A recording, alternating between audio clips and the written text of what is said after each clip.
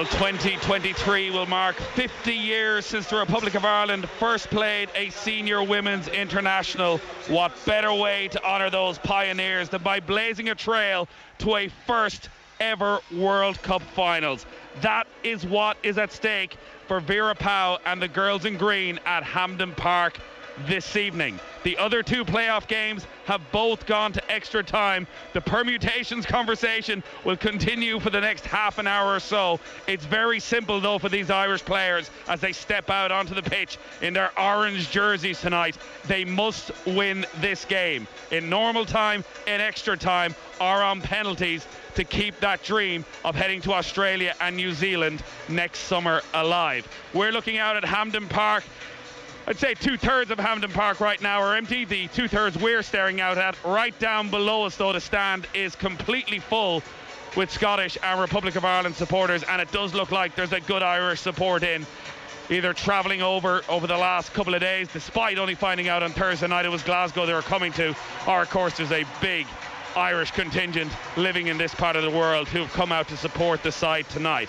The two captains have met in the middle of the pitch. Katie McCabe, the Republic of Ireland captain, captaining her side for the 41st time tonight.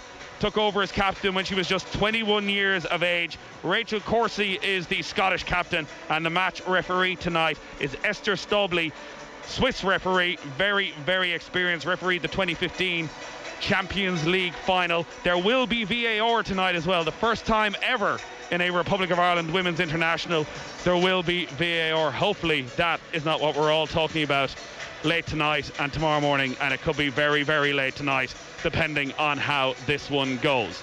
The two sides are gathering in a huddle and are going to gather around the centre circle as well, because we are going to have a moment's silence here at Hampden Park in memory of the 10 victims of the terrible tragedy in Creaslock in Donegal. Tributes being paid across Glasgow tonight. Celtic in action just a couple of miles north of here at Celtic Park against Leipzig, and there'll be a minute's silence there as well. And the Scottish players are still in their huddle. The referee tells them to come over and to gather around the centre circle. For technical reasons, unfortunately, we can't take the minute silence live on the radio, but as you can imagine, everybody here, their thoughts and prayers going out to everybody involved in that terrible, terrible tragedy in Creaslock. Joe, we'll hand back to you just for a moment. Yeah, thank you, Nathan. And just to reiterate that point, we would of course love to take the silence. There is a quirk in the radio world whereby a sustained period of silence like that would prompt an emergency playing of some recorded show or other to kick in. There'd be an assumption something had gone awry. So our thoughts and prayers with everybody in Donegal at this awful time.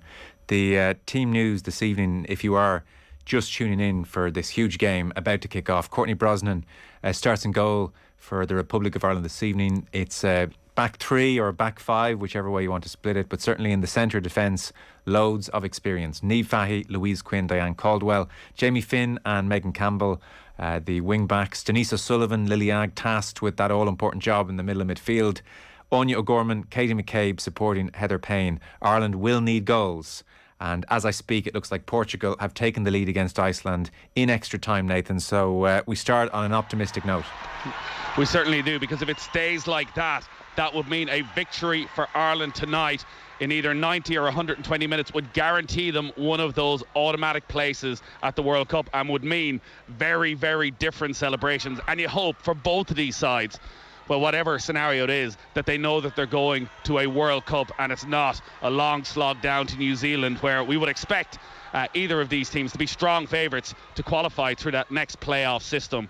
But ideally, it all gets done tonight. We are ready to go at Hampden Park. This is as big as it gets for this group of players. These opportunities, they come around once in a lifetime, and it's Scotland who get us underway in their dark blue jerseys, white shorts and blue socks. The Republic of Ireland, as I said, in their away kit, as they were when the men's team were here at Hampden Park a couple of weeks ago. Orange jerseys, black shorts and orange socks. I'm not quite sure why they need to be wearing that. Denise O'Sullivan gets on the ball right at the start of the game, tries to play it down the wing towards Heather Payne, and it's intercepted by the Scottish full-back and just tipped out of play in the end by their captain, Rachel Corsie. So a throw in for Ireland, midway inside the Scottish half. As Joe was running you through the teams, I'll get Emma Byrne to run you through exactly how they are setting up tactically. But this straight away inside the opening 30 seconds gives Megan Campbell an opportunity to come across, and even though she's 35 yards from the penalty area, she is going to go and throw this right in there. It's a huge weapon for the Republic of Ireland. Here comes Megan Campbell. Look at the distance on that, 35 yards, header into the area, still alive for the Republic of Ireland, and a shot comes in from Denise O'Sullivan. It's blocked down at close range. Out it comes to McCabe. McCabe fires it back in, comes off the tie of the Scottish defender, almost clipped her hand, and Scotland should have an opportunity to clear their lines from the right back position. A couple of half chances there for the Republic of Ireland. I think it was Denise O'Sullivan first, and then for Katie McCabe and Emma. Both of them just sort of scuffed the reppers, didn't get the connection that they needed. No, but it's a great start from Ireland. We spoke about them coming out, putting the pressure on, and it's exactly what they've done. You can see Megan Campbell taking the throw, and every single player from the Scottish team was back in their own area, knowing just how dangerous those throw-ins are. Again, putting them under pressure on the back foot. They're already sitting deep. It's a good start for Ireland. Throw in down this near side will again be taken by Megan Campbell. It's on the halfway line, probably be expecting a little bit much for her to reach the edge of the penalty area from here, and she goes back down the line to Diane Caldwell, who's playing on the left of the back three, Louise Quinn in the centre, and then on the right hand side, Niamh Fahey, who has returned to the side, missed the two qualifiers last month against Finland and Slovakia through injury, but a huge boost to have the Liverpool captain back starting for the Republic of Ireland this evening. Erin Cuthbert is pushed off the ball, and emerging is Heather Payne, 30 yards from goal, long way out, takes a shot from distance, didn't have the power though to really trouble Lee Gibson in that Scottish goal. But again, Ireland winning the ball back high up the pitch, which isn't something we saw a huge amount of during the group stage campaign. No, really, really good from Denise O'Sullivan, just nicking the ball off Erin Cuthbert. Don't normally see her losing the ball in there in such a dangerous area, but Denise does really well, getting really tight. And already we can see how Ireland are setting up. It actually looks like a back three, Nathan, which is very, very pleasing. You've got Megan Campbell and you've got Jamie Finn just pushing on a bit. Katie McCabe is higher up the pitch already, which is excellent. And then you can see the midfield already pushed on already. It just looks more compact. Yeah, and even Katie McCabe there pushing right up our commentary position here. We're up in the gantry and pretty much at the top of the stand at Hampden Park, so you get a great view of actually how the Republic of Ireland are lining up, and a couple of early half chances for Ireland. Heather Payne's only scored one international goal so far. This is her 30th appearance. She'd never topped that one, as Katie McCabe plays a nice little ball down along the touchline, and Payne gets onto it, bringing it towards the edge of the area, waits for support to come. McCabe's on her outside, left footed cross from Katie McCabe into the edge of the 6-yard box, and the Scottish captain Rachel Corsie's there, and she has to turn it behind for a corner kick. This is exactly what Vera Powell wanted from her side at the start of the game, on the front foot. Scotland, I don't think, have had a touch of the ball inside the Irish half with 3.5 minutes gone, and we know Ireland from set pieces carry a huge threat. Louise Quinn is in there, 15 international goals for Louise Quinn from centre back. She no doubt will be the target as ever. McCabe of Arsenal is the one who will take this corner kick down in front of the big set of supporters down to our left hand side at Hampden Park. She's just biding her time before she takes this corner kick. Yeah, it's going to be an out swinger, Nathan. You can see our players lining up a little bit further towards the outside of the box, knowing that it's going to swing out, looking for Louise Kelly at the back post, obviously. So McCabe, it is an out swinger. And Quinn was flying in there, but it was a strong header from the Scottish defender, but Ireland recycling with McCabe again down the left-hand touchline. In it goes to Denise O'Sullivan, tries the return pass to McCabe, doesn't come back, but McCabe wins it inside the penalty area. She's going backwards at the moment though, and then there's a challenge put in by Lily Agg. Scotland just can't get it away at the moment. Agg right up for the fight. McCabe pounces in there as well for Scotland to put it out of play. It took a touch off the toe of Katie McCabe on the way out, but this is a Irish start full of venom and vigour, and they're making it very difficult for Scotland to settle in the game at all. Yeah, I absolutely love it. I love how Ireland have started. They're putting pressure right up. That's the second time we've seen Erin Cuthbert lose the ball in that area. They can't give them any time whatsoever. And we spoke about Scotland having world-class players, the likes of Caroline Weir. If they get pressure on her and Erin Cuthbert, you can see already that their midfield are struggling, and Ireland look like they're on top of the game. Ball goes back into the Irish half for the first time with 5 minutes gone here and off the ball. Played with pace by Courtney Brosnan down this left-hand side. Bit of work to do there for Caldwell to keep it in play, and then Katie McCabe fires it off Brown. and the throw-in is taken by Megan Campbell, but she stole 4 or 5 yards there, and the referee instantly blew her whistle. I've a fair idea that the Scottish manager would have been in the referee's ear beforehand, because when it does come to those Megan Campbell throw-ins, we're going to talk about them a lot tonight. You want to keep her as far back as possible. The Scottish manager, Pedro Martinez Losa, former manager of yours, Emma. Yep. My time with my time with Pedro at Arsenal was a short-lived one. Well, he was in one way the man who gave Katie McCabe her opportunity, but was also the one who let her go. She had a spell up here in Glasgow, and it looked as though maybe it wasn't going to happen for Katie McCabe in the WSL when he was the Arsenal manager. Yeah, that's right. He came in and he put Katie on loan, and I'm not sure he was particularly keen to bring her back, to be honest, but obviously he wasn't aware of her talents back then. Of course, a new manager came in, Jonas Eideveld, and he brought her back straight away, thinking, what is she doing up there? Bring her back. She's one of the best players in the world. She's done all right since then. She has done all right since then. Scotland attacked down the right-hand side. Strong shoulder back there by Campbell. So many interesting stories in this Irish squad of players returning. Megan Campbell has had a horrific run with injury over the last 2 or 3 years, but is back and starting yet again tonight.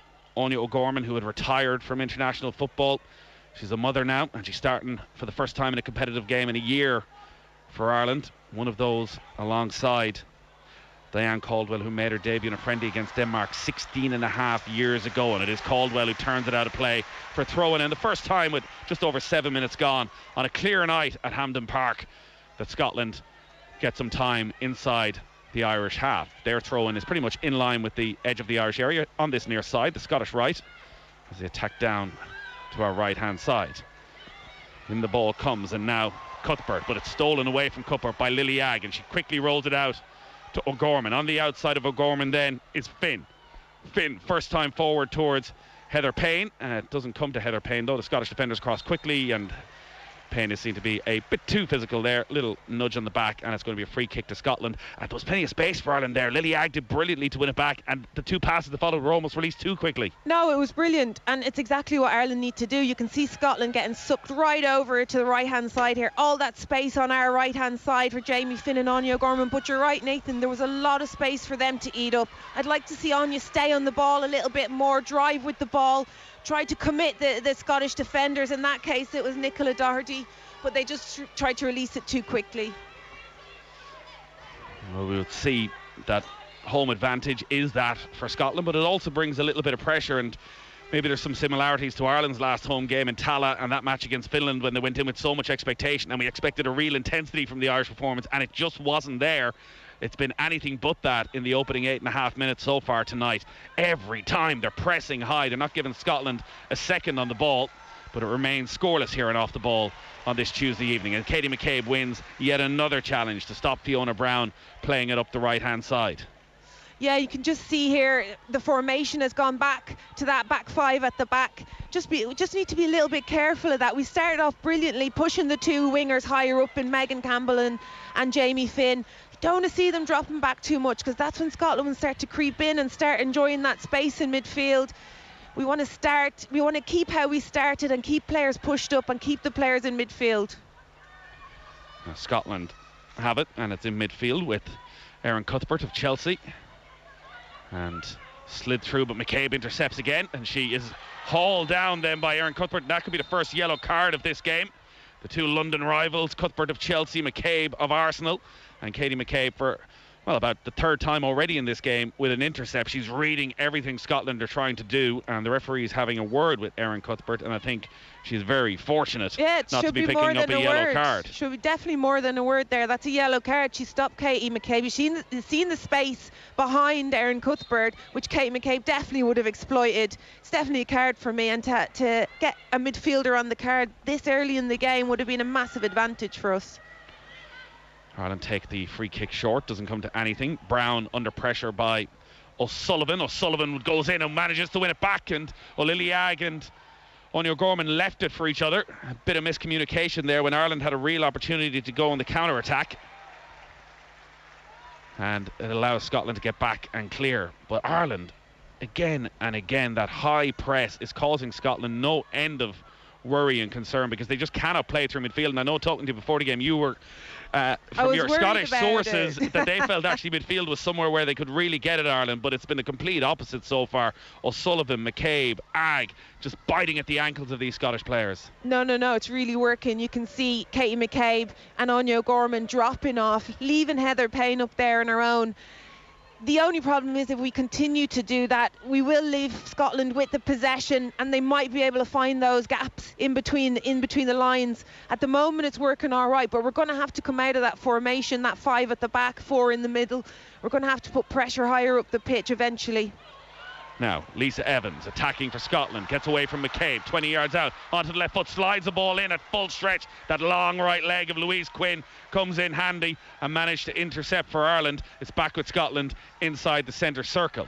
And now it's Samantha Kerr. Space down this right-hand side is just left behind Brown. Has to check her run, stared down by McCabe. Goes back to Caroline Weir, who we haven't seen a lot of in the early stages of this game. Skipping around the challenge then is the Scottish player. Ireland have plenty back in there again, and Denise O'Sullivan doing her defensive duty and winning the ball back for Ireland. But Ireland just getting forced back a little bit now, which means when it goes forward to Heather Payne, she's finding herself a little bit outnumbered. Space down the right-hand side, cracking ball to give it to Brown. In it comes then, a quick 1-2. Brown on the edge of the 6-yard box, pulled across, it's off the top of the crossbar, and then eventually it's claimed, but the referee is giving a penalty kick, is it? There's a yellow card for Anya O'Gorman. And what has just happened? We were keeping our eyes down the right-hand side as Fiona Brown played it into the penalty area. The shot came off the crossbar, but something obviously happened off the ball. The Irish players don't know what's happening, but the end result is that the referee has awarded a penalty kick. Now, there is VAR. I don't understand. I didn't see anything. It came off the crossbar. They should have scored from open play, to be quite honest, but it looks like Niamh Fahey's gotten the yellow card. You can see here, it's a great play from Scotland, to be fair. Fiona Brown, that driving ball in, and they've given them a penalty. Is it for a handball? I think it's a handball against Niamh Fahey, which turned it onto the crossbar. It is a penalty kick for Scotland. Huge moment early in the game. 13 minutes gone at Hampden Park. Courtney Brosnan faced down by Caroline Weir of Real Madrid. Weir steps up, left-footed. Oh, it's saved by Brosnan! Courtney Brosnan, what a moment! Denies Caroline Weir from the penalty kick. All the Irish players surround their keeper. Do you know what? I was on the verge of tears there, because Caroline Weir does not miss penalties. What a save from Courtney Brosnan. What an important moment for her. Absolutely crucial. That's going to G up the girls. That's going to give them more confidence. This could be the turning point of the game. It was played low to the right-hand side at full stretch. Courtney Brosnan stuck her 2 arms out and she managed to palm it away. Huge opportunity missed for Scotland. 13 minutes gone and it remains scoreless in this World Cup playoff. And Ireland's greatest ever goalkeeper gives the nod of approval. I thought you were calling Courtney the greatest ever. Thought I was going to get a punch there, wasn't I? Just save the penalty in a World Cup playoff. This could be the most important save any goalkeeper has ever made with Your corporate work could be drying shirt. up. Oh, huge for Courtney Brosnan. What a campaign she has had. And now a corner kick for Scotland. Floated in. Dealt with by Ireland. They'll get another chance on this near side to send it in again with Cuthbert. And headed clear by O'Sullivan to the edge of the area. Caroline Weir falls over as she takes her shot from the edge of the area. And it goes over the top of the crossbar. And you know what? I've only seen one replay. It was incredibly close, and we've seen some incidents in the Premier League this weekend of handball. As the volley came in, it hit Niamh Fahey's arm and spun onto the crossbar. It was probably goal-saving handball as well. It was a great save from Niamh Fahey, who has spoken about her love for Gaelic football. Well, listen, her brother's an All-Ireland winning captain with Galway, Gary, back in 2001, so there's a bit of heritage there. I'm sure it's not what she intended. It all happened so quick, but Scotland, what a chance. No, what I a would have chance been for Scotland. absolutely devastated for Niamh Fahey as well. And Megan Campbell just tried to flick there. You just can't do it there. I've seen her trying to do it for Liverpool as well. Conceded goals. She needs to be careful there. This is a World Cup playoff. Can't afford to make mistakes. Ball over the top from O'Sullivan. McCabe is sandwiched between two Scottish players, eventually goes to ground and gets Ireland the free kick. Or she doesn't, because she was offside. I thought it was going to be a free kick to Ireland, but the flag went up and McCabe had made a run just a little bit too early. I thought this might be, having watched the playoff games on Thursday night, there was just such tight, tense affairs, really scrappy. And he thought tonight's game was going to be just like that. The opening quarter of an hour has been anything but. It's been real high tempo, high intensity, particularly from the Republic of Ireland. But with a quarter of an hour gone, it's Scotland 0, Ireland 0. It's all about Courtney Brosnan saving a penalty from Real Madrid's Caroline Weir on 13 minutes. How important will that go on to become as we go through this night of nights in Glasgow? Here is Niamh Fahey, booked for that handball. Settle the game down now a little bit. It was a bit of madness, 10 minutes of madness. Need to try and keep the ball when we get it. Great pressure on Scotland in the first 10 minutes, and now we just have to be good when we're on the ball. Can we keep possession? Can we play? It doesn't always have to go forward. We can play it back, we can play it round. You can see how Scotland are setting up. They've got their four at the back, they're pushing on. Wingers high up, absolutely overloading the wide areas. That's where they're trying to penetrate now at this stage. Caroline Weir is dropping off to play that ball in over the top. It's not going to work against Ireland because we're sitting a little bit deep. At the moment, everything's working well.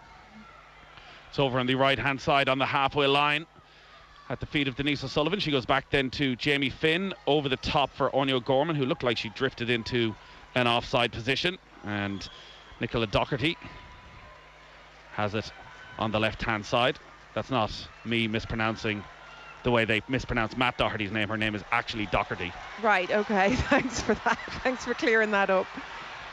Now Ireland intercept again. Lily Aggs made a good start to this game, runs into a bit of trouble this time, squeezed out of it by Samantha Kerr, and now Caroline Weir, crunching challenge from Niamh Fahey. She had to time that correctly, and she did. Back it goes to Cuthbert. Cuthbert and Weir starting to get a bit of a stranglehold now in midfield.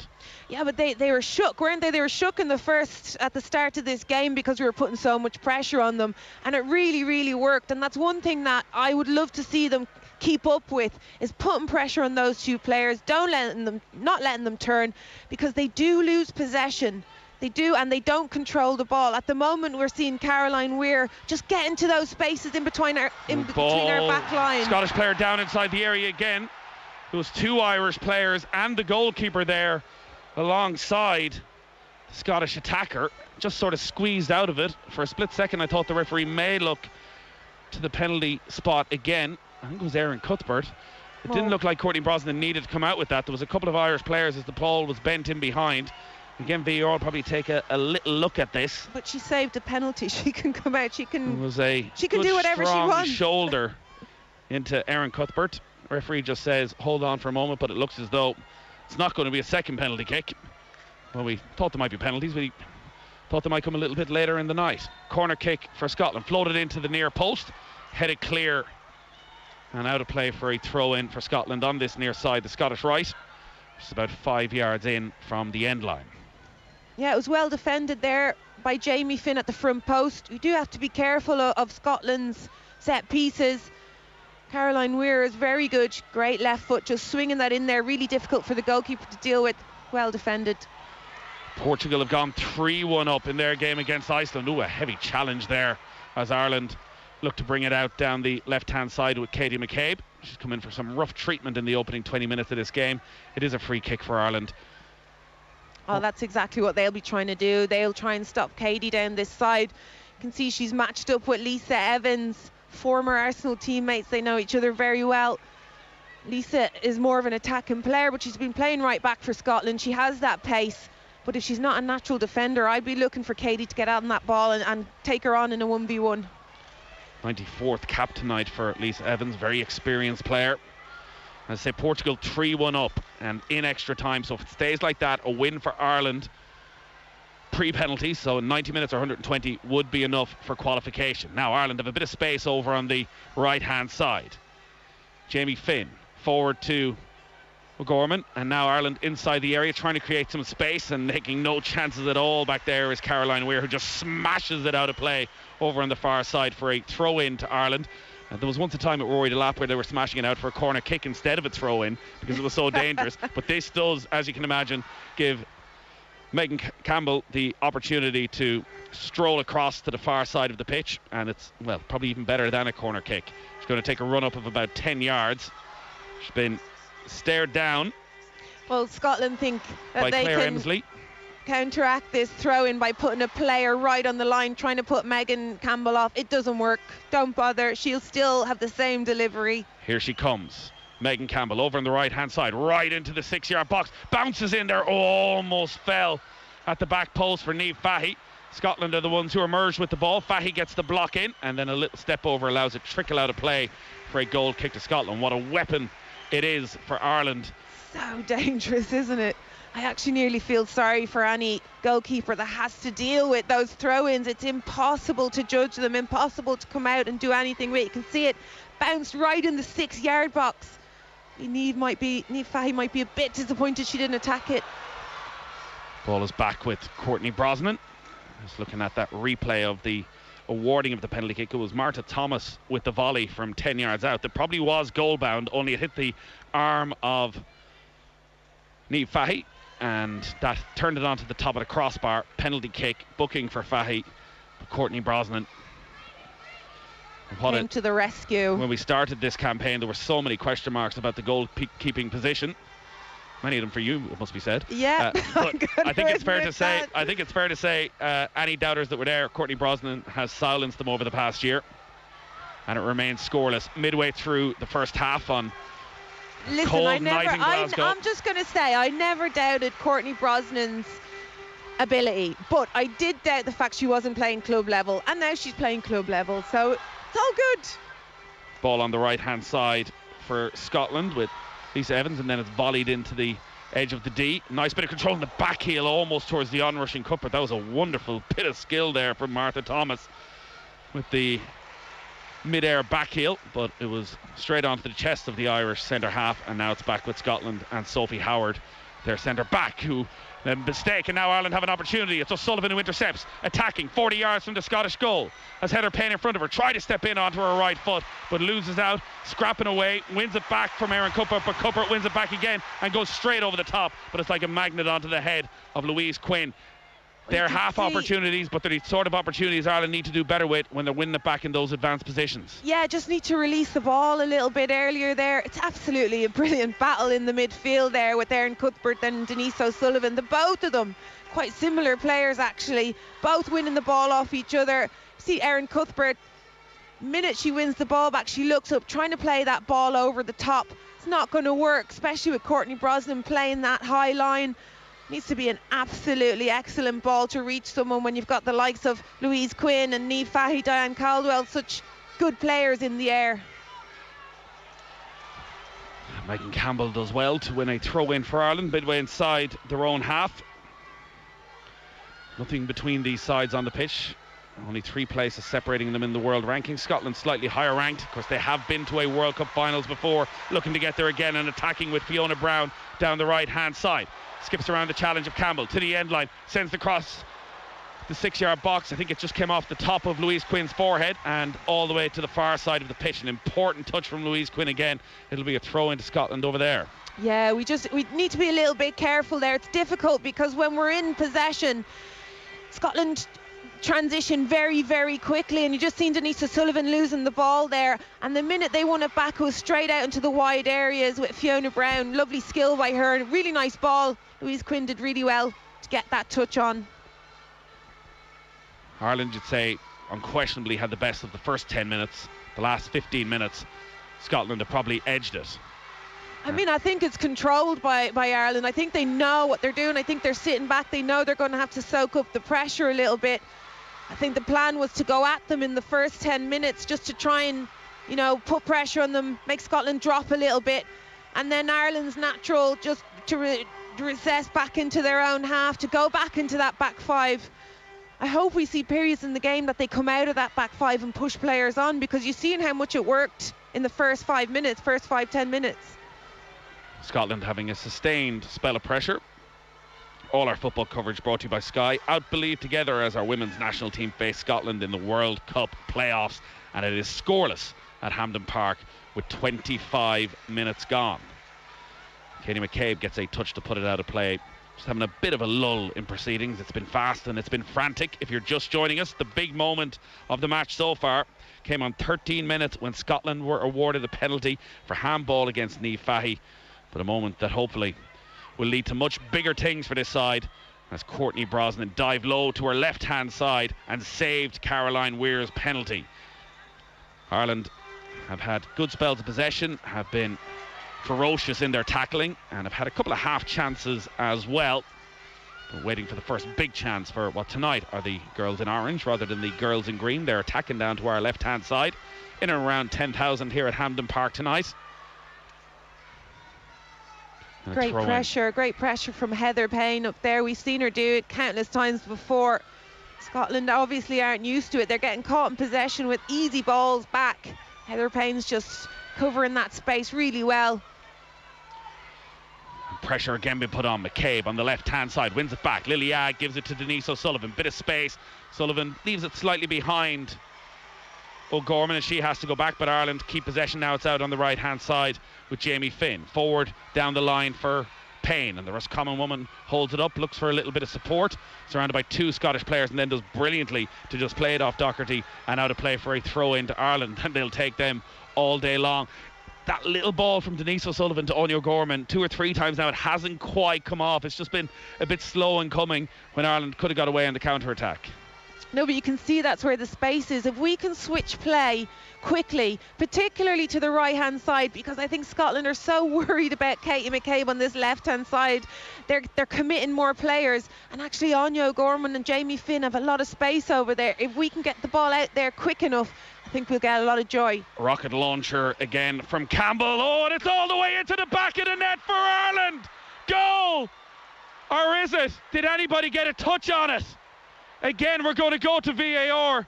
We said it was a weapon. It was a devastating weapon there for Ireland. And I think, would you believe it, Megan Campbell's throw-in has gone all the way into the back of the net without anybody touching it. It bounced inside the 6-yard box. The Irish players wheeled away in celebration, but it was a little bit unconvincing. I can't believe that. I've never seen anything like it. I'm still in shock that nobody has touched it, not even Lee Gibson in goal. And Lily Agg is an inch away from touching it. That wasn't on purpose that nobody touched it from the Scottish team. It's just that they didn't know whether to go for it or not. And you can see Lee Gibson there is pretending that everything's all right. She's very calm, but she's completely shook in there. It was just thrown into the back of the net. Nobody went for it. Well, I don't think anyone has ever seen anything quite like that. Straight away, Niamh Fahey had her head in her hands. She knew how close it was. The throw in from in line with the edge of the area over on the right-hand side landed inside the 6-yard box, and nobody from either side got a touch on it. The ball ends up in the back of the net, but obviously you can't score from a throw-in. Need to change that rule. Now Scotland come on the attack. What a game this has been so far. No goals as we head towards the half-hour mark. Drilled in from the right-hand side, takes a little deflection, and scurrying across over there then is Finn, and Finn plays it behind O'Gorman, but up towards the halfway line and taking control then. The Scottish players dinked over the top towards Cuthbert, but left a little bit short and put out a play by Ireland for a throw-in. So evenly matched here tonight. It looks like it can go either way. I have to say Scotland are enjoying a lot of the ball at the moment. We're sitting a little bit deep. We're allowing them to enjoy that possession.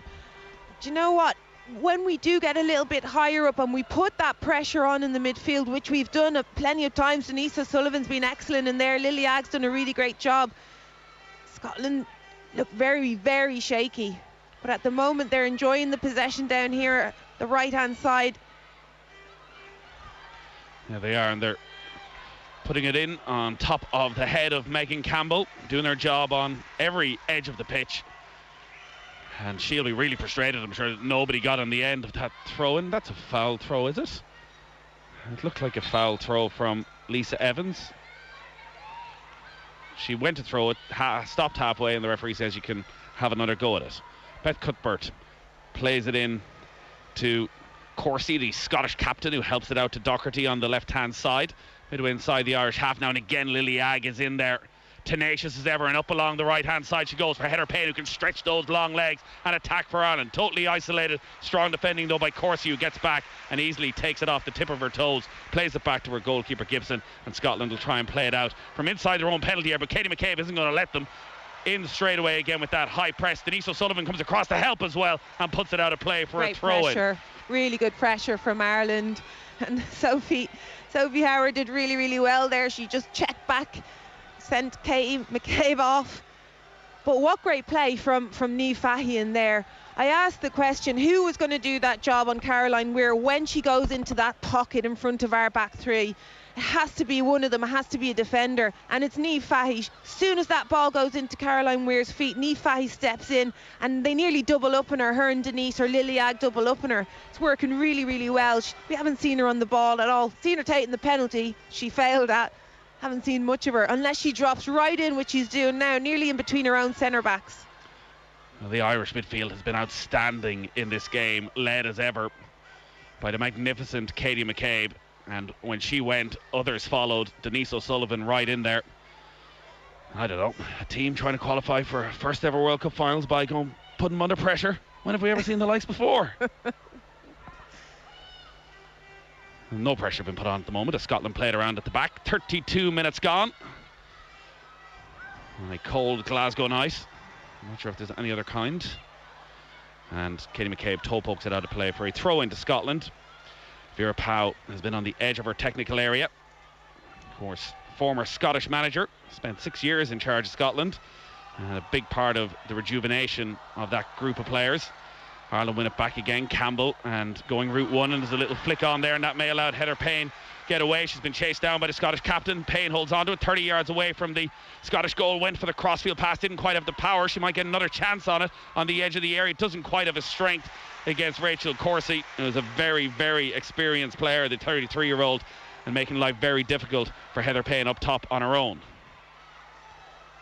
Again, it's good play from Ireland, getting nice and tight, not allowing that Scottish midfield to get time on the ball, getting back into shape, covering those spaces. They're doing really, really well. I'd just like to see Heather Payne, when she is getting on that ball, she's working so hard to get on the end of it.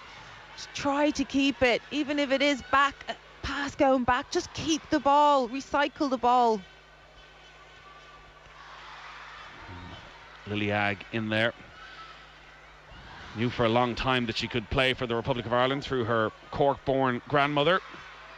And there was some issues with getting her passport all in order, and it got delayed and delayed and delayed, but it was well worth the wait, particularly when she scored that match-winning goal against Finland in Dublin last month.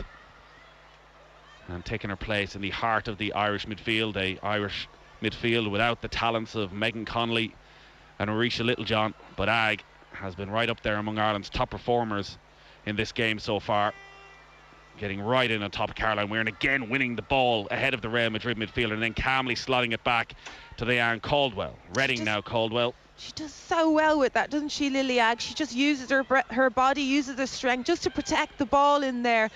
And she doesn't do anything spectacular with it, just nice and easy passes, just keeping possession. It's exactly what the girls need.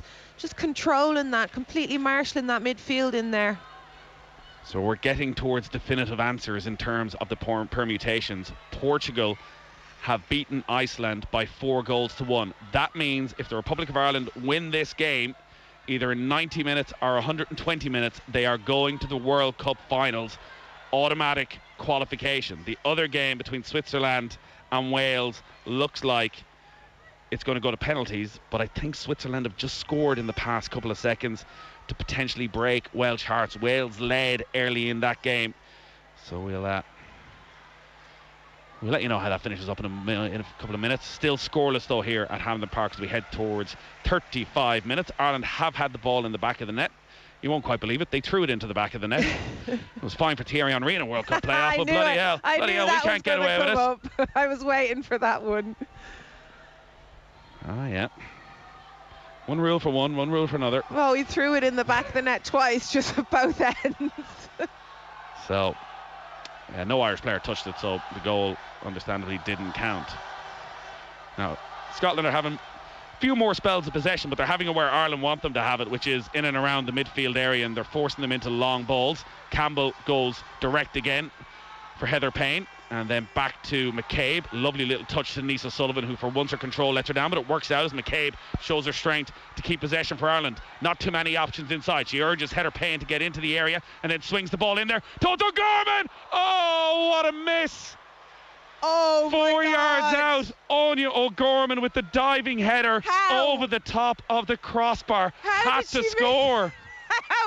How did she miss it? It was more difficult to miss it than to put it in the back of the net. It's complete silence around the stadium. Everyone's in shock.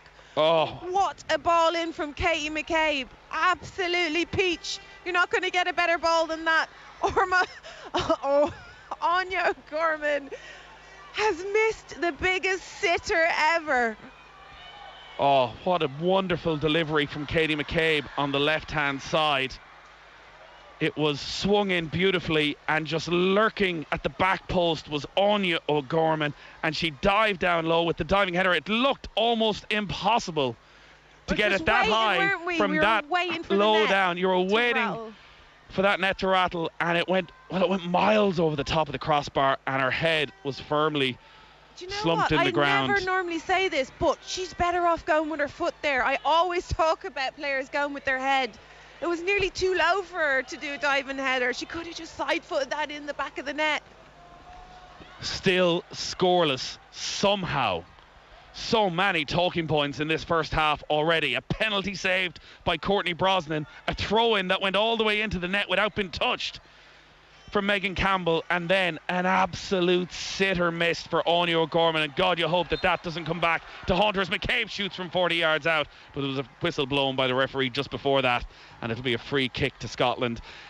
Well, these are nights that can haunt players, and you think of Anya O'Gorman, and you think of the last campaign and the own goal, and how long it took not just Anya O'Gorman but all these players to get over that. You really hope for Anya O'Gorman that she gets an opportunity to redeem herself, because remember, the fact that Portugal have won means victory for Ireland guarantees an automatic place at the World Cup finals, provided of course we don't go to extra time, or provided we don't go to penalties. Listen, if Ireland continue at this rate, if they continue to play this way for the rest of the game, we have to score. We just have to. We're so much better than Scotland in the final third. We just have better players with better quality of passes, better execution. All we need to do is just put it in the back of the net. I know that's easier said than done, but in general, even though Scotland have enjoyed the possession, we've looked far better when we're going forward in those dangerous situations. We've looked more likely to score.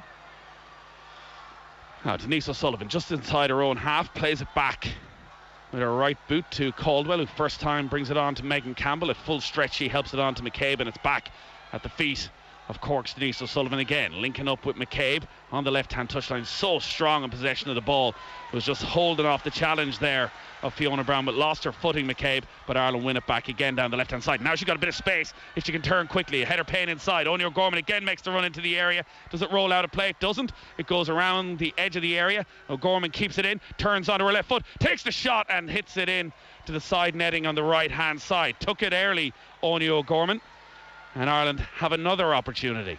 She wasn't too far away, was she? And that's what she does, Anya. Anya's brilliant at that, brilliant at getting a turn and getting a shot off straight away. She did well to do that. I thought Katie might have took the ball on a little bit more down this left hand side. Lisa Evans was in possession, then was completely out of position. She could have really exploited that space. Still scoreless, just over 5 minutes to go until half time on an action packed night in Hampden Park. You're listening to Off the Ball on this Tuesday evening. It's Nathan Murphy and Emma Byrne with you, full live commentary of this World Cup playoff between the Republic of Ireland and Scotland in Glasgow. Switzerland have won, Portugal have won, and that means Ireland, if they win on 90 minutes or 120 minutes, qualify automatically. But if it goes to penalties, well, they might be sweating. Ball up over the head of Katie McCabe. Heather Payne again chases it down. It's a tough old gig Heather Payne has. I think we say it every match, up there by herself, Every time she gets the ball, there never seems to be another Irish player within 20, 30 yards of her. No, it's really difficult, but I tell you what, she does a really good job for us. So much energy, we spoke about before, she covers so much space and she's putting them under pressure. They've got a back four there, Scotland, and sometimes it's Heather Payne versus 3 blue shirts, the Scotland shirts, and she just puts every single one of them under pressure because she's so quick at covering the space. Great let out for Ireland, but it's different today, whereas before we're always talking about Heather Payne being on her own so high up with nobody near her. I feel like when the ball is travelling to her, we're getting higher up the pitch earlier, so those options are coming if she can just hold on to the ball that split second more. 5 minutes to go until half time. Free kick to Scotland, midway inside their own half, over on the far side of the pitch in the Champions League. Just up the road in Glasgow, it's still scoreless between Celtic and Leipzig, and between Shakhtar Donetsk and Real Madrid in their game in Group F. Chelsea 2-0 up away at AC Milan. Manchester City earlier held to a scoreless draw by FC Copenhagen. Ball comes to this near side and the free kick is given against Katie McCabe for the challenge there on Evans, right on the halfway line. Oh, they look rattled, I have to say. They look really rattled. Their first touches aren't good. They're thinking twice about passing the ball long distances because we're just getting there too quick. Lisa Evans is a good player. She's got a good touch normally. She's lost the ball a couple of times here because of Kate McCabe's pressure. And pressure again put on by Heather Payne. I assume Vera Pauw's going in at half-time happy if it stays like this. Definitely happier than Pedro Lopez out there. Definitely Ireland will be going in happier than Scotland. Scotland don't really know what to do. They can't pass forward. Now the pass forward this time, can it be kept in play? Can't. The pace wasn't quite there. They can't break through. They can't. You know what they've planned to do? They plan to get Caroline Weir on the ball. She likes to get into that pocket in front of our back line, in between our back line and midfield. She likes that space. She's just not getting any joy in there at all because Lily Agg, Denise O'Sullivan are cutting that ball off into her, and when it does manage to get in there, the 2 times it went in there, Niamh Fahey steps in and puts pressure on her. It's impossible for Scotland to get her on the ball. So they don't really have any other options. Now they're trying to play the ball long and into the channels, and that's where Diane Caldwell, Louise Quinn lap it up.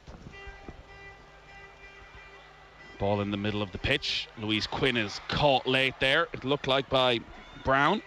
Turns to look to the referee for a free kick, but the referee decides instead to give the throw in to Scotland. And it's back at the feet of Lisa Evans. A lot of the game has been played on this near side. McCabe crunches in there and Heather Payne emerges with the ball. Still a long way from the Scottish goal. Down the left-hand side, there's some space for Katie McCabe. Orange jerseys of Ireland streaming into the area. Cross comes in. Heather Payne is there. Helps flick it on. Chance for Lily Agg. It's taken off her toes at the last second. Maybe a goal-saving intervention there from the Scots. Ireland still have it. McCabe whips it in again dangerously. Taken away from the goalkeeper, taken away from the Irish players again. And sending off over the right side is Jamie Finn, trying to keep that ball in play. But Scotland cleared out of play for a throw-in to Ireland. Probably within distance for Megan Campbell, albeit 40 yards away. I thought it was going to fall for Lily Agg on the edge of the area. She just waited, didn't she? She waited too long, and you don't have that time and space at this level. Claire Emsley just came in and nicked it off her, but it was there for the taking, wasn't it? And you just have to talk about Katie McCabe and her deliveries again. What striker, what attacking player wouldn't love Katie McCabe on their team? So throw in again from Megan Campbell. Rule 1, get a touch on the ball, whatever happens. Way out on the right-hand side. Look at the pace on that into the edge of the 6-yard box again, causing trouble, and then it's volleyed over the top of the crossbar. And it was always rising, that effort. Well, look at the Scots. They're all looking around at each other. They don't know what to do. They don't know how to defend that throw-in. Maybe you're better off not going for it and standing still and let it go in the net without anyone touching it, because it is so difficult to defend against, especially when you've got the likes of Louise Quinn up there as well, who is impossible to mark in the air. It was Heather Payne with that volley. Just leant back ever so slightly, shinned it high up above the crossbar. But Ireland have been by far and away the better team in this first half, created all the chances. And we said there's 2 world-class players probably on both teams. We've seen a lot of Ireland's 2 world-class players. We've seen a bit of Erin Cuthbert, but we've seen nothing aside from that penalty miss from Caroline Weir. Absolutely not. We've kept them so quiet. Denise O'Sullivan, Lily Agg, Kate McCabe, Niamh Fahey, Jamie Finn, they've all stepped up. They've given them no space whatsoever. Erin Cuthbert looks average out there. He's one of the best midfielders in the WSL, and that's all because of the pressure we're putting under them. Throw-ins have been a big story in this first half, and we're going to end it with another throw-in, it seems. 1 minute of injury time on this near side this time from Megan Campbell, 25 yards out, runs up to the touchline, sends it looping in there again to the 6-yard box, bounces around, sent back in, cleared off the line, chance for Ireland. Oh, what a save by the keeper, still there, surely. Oh, an almighty goalmouth scramble, and again somehow Scotland survive. I can't. How have Ireland not scored? How have Ireland not scored? 3 chances. They're looking to the referee, claiming that either there was a handball or that the ball was over the line. The referee is waiting for VAR, just telling the Scottish players to hold on. Diane Caldwell had the first one. Lily Agg was in there as well. Again, the throw-in, causing all sorts of problems. Cleared off the line. Keeper made an outstanding save and then headed off the line again. 3 chances in the space of 2 seconds. Didn't go over the line, but I tell you what is going on with these throw-ins? The keeper, Lee Gibson, isn't even speaking. She's just standing there. I think she's in shock. She made an absolutely brilliant save, but there's nothing they can do to defend against them. Absolutely nothing.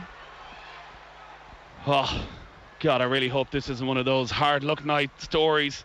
Ireland have been exceptional in this first half, but it remains scoreless as we are in injury time at the end of the first half. How have they not scored? The referee blows the whistle. Scotland 0, Republic of Ireland 0. We could be here for the next 5 minutes talking about all the incidents in that first half. Ireland started the game on the front foot, pressing high, putting Scotland under all sorts of pressure, but it was Scotland that had the first big opportunity of the game on 13 minutes. A volley from close range from Martha Thomas was turned onto the crossbar by the arm of Niamh Fahey. Yellow card for Fahey. Weir of Real Madrid stood up, sent the penalty low to the right hand side, but Courtney Brosnan was able to match it and got down low and palmed it away with 2 hands. What a save for Brosnan, kept it scoreless. Since then, all the chances have been for Ireland. Megan Campbell's throw-in have caused more problems than any Scottish side has ever faced before. The first one out on the right hand side ended up in the back of the net, but incredibly nobody got a touch on the ball. 36 minutes then, Katie McCabe, who's been exceptional in the first half, sensational cross from the left hand side, was met by Anya O'Gorman, 4 yards out, diving header that somehow, she said, high over the top of the crossbar. Another chance gone, and then in the final seconds of the half, another throw-in, this time from the left-hand side from Campbell, resulted in 3 chances for Ireland, for Niamh Fahey, for Diane Caldwell and for Lily Agg, and all 3 of them were cleared off the line. Somehow Ireland are not in front in Glasgow. A huge 45 minutes to come. The other matches are over. Ireland know if they win in 90 minutes or 120 minutes that they are heading to the World Cup finals. Right now, from what we've seen, it's going the right way, except on the scoreboard. At the break at Hampden, it is Scotland 0, Republic of Ireland 0. Plenty more to come right after these. Football on Off the Ball. With Sky. Watch all the football you love, including the biggest Premier League games every weekend. Live on Sky. This is News Talk. This is News Talk, the home of the Pat Kenny Show, IMRO Current Affairs Show of the Year. The Pat Kenny Show. Council are building new paths all over Swords to use up their budget. Unnecessary. Could that budget in that department not be transferred to another department who'd make better use of it? Sorry, are you looking for a response? Yeah. All government departments try to spend their budget, because if they have anything left over, they won't get the same next year. Yeah, look, and who's going to argue that that's a good system? The Pat Kenny Show. With Aviva Insurance. Weekdays at 9 a.m. on News Talk. There's a lot to consider when buying a used car. So consider this. The Audi Approved Plus range gives you unrivaled reassurance. A 12-month warranty and roadside assistance, age and mileage verification, all original Audi parts for repairs and replacements. And that's all after our rigorous 110-point check. Audi Approved Plus. Living progress in every detail. Contact your Audi dealer and choose your used car today. The Tile Style Autumn Sale is on now, with a guaranteed 40% off all in-stock top brand tiles, including Porcelanosa. Huge savings on bathrooms, kitchens and wood flooring in stock now. That's guaranteed savings in the Tile Style Autumn Sale at Europe's largest tile, kitchen, wood and bathroom showroom. All sale tiles are in our warehouse, ready for immediate dispatch. Shop in store at Ballymount or at tilestyle.ie. You might think you know Ireland's ancient East, but maybe it's time for a closer look. Uncover stories bold and brave where vibrant city nights follow action-packed days. Set course for countless adventures at Carlingford Adventure Centre, or roam wild in wonder in the Glen of Aherlow, and become captivated by the culture and craft of Kilkenny's cobbled streets. Ireland's ancient East, yours to explore. Keep discovering at discoverireland.ie. At Flahavans, we don't just pack every bag of Progress oatlets with locally sourced oats. We pack every bag full of potential. The potential to be honey-drizzled creamy porridge, cinnamon oat pancakes, or banana oat cookies. To be white chocolate berry oat bars, or savoury oat sotto. The potential to be breakfast, brunch, lunch, or dinner. The potential to be the greatest oat of all time. For recipe ideas and inspiration, visit flahavans.ie. Flahavans, not your run-of-the-mill oats. Running a business right now is more challenging than ever. If you're looking for sustainable solutions to rising costs, IT staff shortages and cybersecurity, then speak to PFH Technology Group about Amazon Web Services. As Ireland's largest independent technology services provider, with over 700 staff nationwide and 10 years experience as an Amazon Web Services partner, PFH will help your business take full advantage of the cloud. Find out how with our cloud migration assessment at pfh.ie. PFH, bring your business to the cloud. At Screwfix, unbeatable value means pro products you can rely on at low prices. Shop online or in over 28 stores. Screwfix, the choice of champions. You can rely on a Giga Home. You can Giga Stream all Giga Weekend. You can feel Giga Safe as your kids hop online to have Giga Fun. And you can Giga Boogie in your Giga basement. Vodafone Giga Home combines super Wi-Fi, always connected, and secure net for a broadband connection you can always rely on. So, get on the Giga train. Search Vodafone Giga Home to find out more. Vodafone, together we can. Subject to location and availability. Giga Home is subject to subscription. Cancel anytime. Eligibility limitations and terms apply. See Vodafone.ie. Football on Off the Ball. With Sky. Watch Premier League, Women's Super League, EFL, Scottish Premiership and much more. Live only on Sky Sports. This is News Talk. Welcome back to studio here in Dublin. Not quite sure how, but it's 0-0 at half-time at Hampden Park between the Republic of Ireland and Scotland. The results are in from Portugal, Iceland and Switzerland, Wales. As you know at this stage, Portugal beating Iceland in extra time, the Swiss beating Wales in extra time, which means in effect Portugal have done Ireland a massive favour. So should Ireland win this evening, they are on the plane to the World Cup. They need one of those results to go their way this evening. One of them has gone their way. So here we are after 45 minutes. Mick McCarthy and Will O'Callaghan here in studio as well. We're just watching a replay of some of Ireland's chances, namely the Anya O'Gorman one catches the eye, and then of course there was the madness just before the half-time whistle where there were three very good chances which somehow stayed out. So first 20 minutes Scotland on top. Ireland have come into its second half of the first half, you would say? Yeah, I think that's a fair summation of it. Scotland had a lot of joy, particularly down the Irish left-hand side in that opening 15-20 minutes. Pretty much directly led to the penalty, which was so poorly taken by Weir. Looking back at it now and even having a proper look here at half-time, not sure you guys feel, Niamh maybe lucky not to have been sent off with the way she put her hand across. Definitely saved what would have been a goal for Scotland. Terrible penalty then, very good height for Courtney Brosnan. Then I thought the Republic of Ireland actually got a decent foothold in the game. Yeah. Best chance of the half was the Anya Gorman one, which she'll probably look back and think she should have headed into the ground as opposed to trying to head the ball at the height that was at. And then just these throws that are coming in from Megan Campbell are just causing horrific problems. Not since Rory Delap with Stoke have a team been so good with the long throw. And don't know how that one set out just before half-time. There was three really good chances, one after another as it bobbled around. Looked like Lily Agga got her left foot around it, but somehow Scotland cleared it off the line. I think what's very clear is the Scottish midfield is impressive. And we highlighted that pre-game. They've very good players at Chelsea. There was a moment where Erin Cuthbert, for instance, chased back and dispossessed Denise O'Sullivan. And I distinctly remember thinking, I don't think I've ever seen that happen to Denise O'Sullivan. So they are of a level. And although Ireland are at Denise O'Sullivan's at a similar level, she had just done that to Cuthbert. Yeah, she had to win possession in the first place. So that was a real game respects game kind of a moment. And the Scots midfield is impressive, as we highlighted pre-game. And so they've had a lot of joy in possession, especially in the first half of the first half. And as Will said, down the Irish left-hand side, they created good chances. That's where the penalty came from. What's also apparent, though, is if their midfield is good, their defence is shaky in the extreme. The throw-ins aside, which are hilariously dangerous. Rory Delap is sitting at home nodding approvingly. The throw-ins aside, anytime Ireland kind of get up in and around the final third in possession, they're creating something without having to do a lot. Like even if you think the Anya O'Gorman header, Katie McCabe was given quite a lot of time and wasn't under much pressure, and found it very easy to sidestep the Scottish right back and just swung in a corner or cross, and Anya O'Gorman just has a gilt-edged chance from 5-6 yards. There wasn't a whole lot to it, and Scotland don't look especially good in defence. When we do get in there, it's like we're talking about these missed chances and how do they stay out a lot of the time. It's because they're coming so easy for Ireland in attack, you know what I mean? And we definitely should be on the score sheet.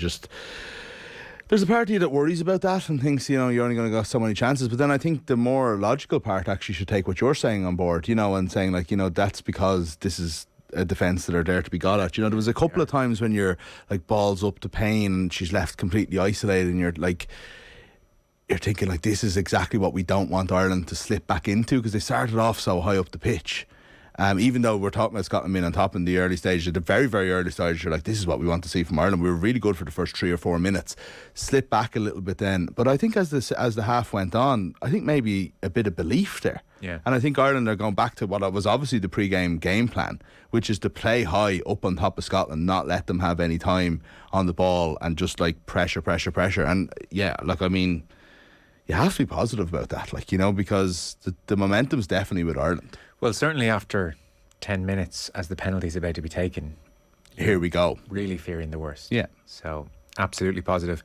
And for the first 20 minutes, Ireland didn't create a thing, really didn't look like creating much, and then suddenly realise when they do just keep a touch of possession or a touch more composure in the final third, get up into the final third as a group, as opposed to, as you said, Payne on her own chasing down hopeless balls, then there are going to be, I think there are more chances there for sure.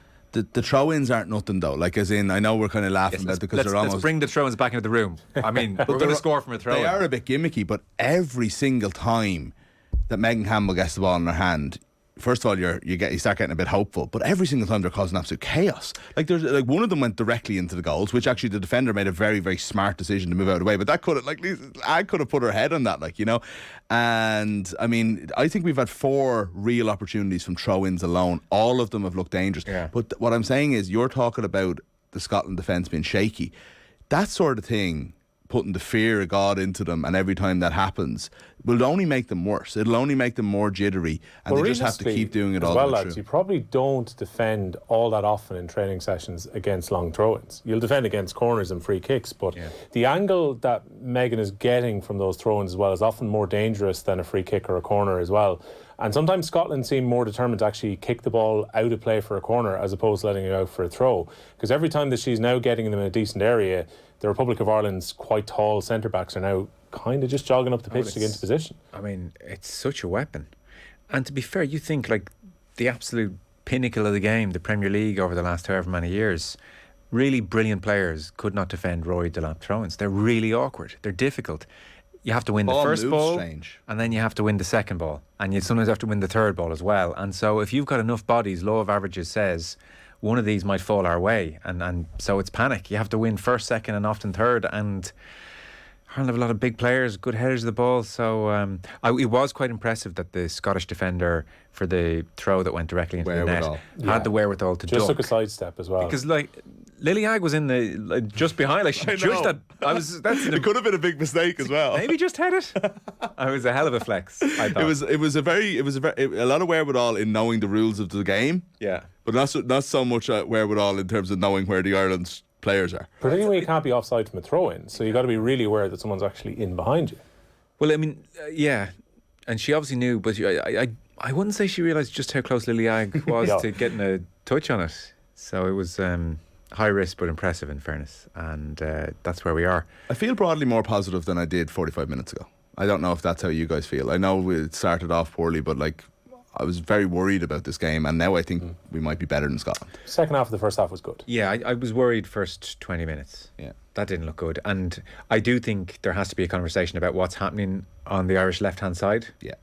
For sure, because I mean there's more chances coming that way, but you can't take off Megan Campbell.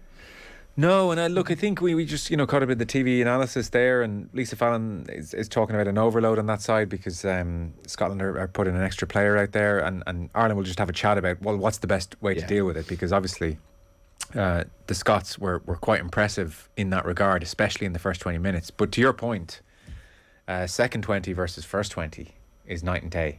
We didn't look like creating much for the first 20 at all. I thought this was going to be everything Emma Byrne was saying, let's try and avoid for the half.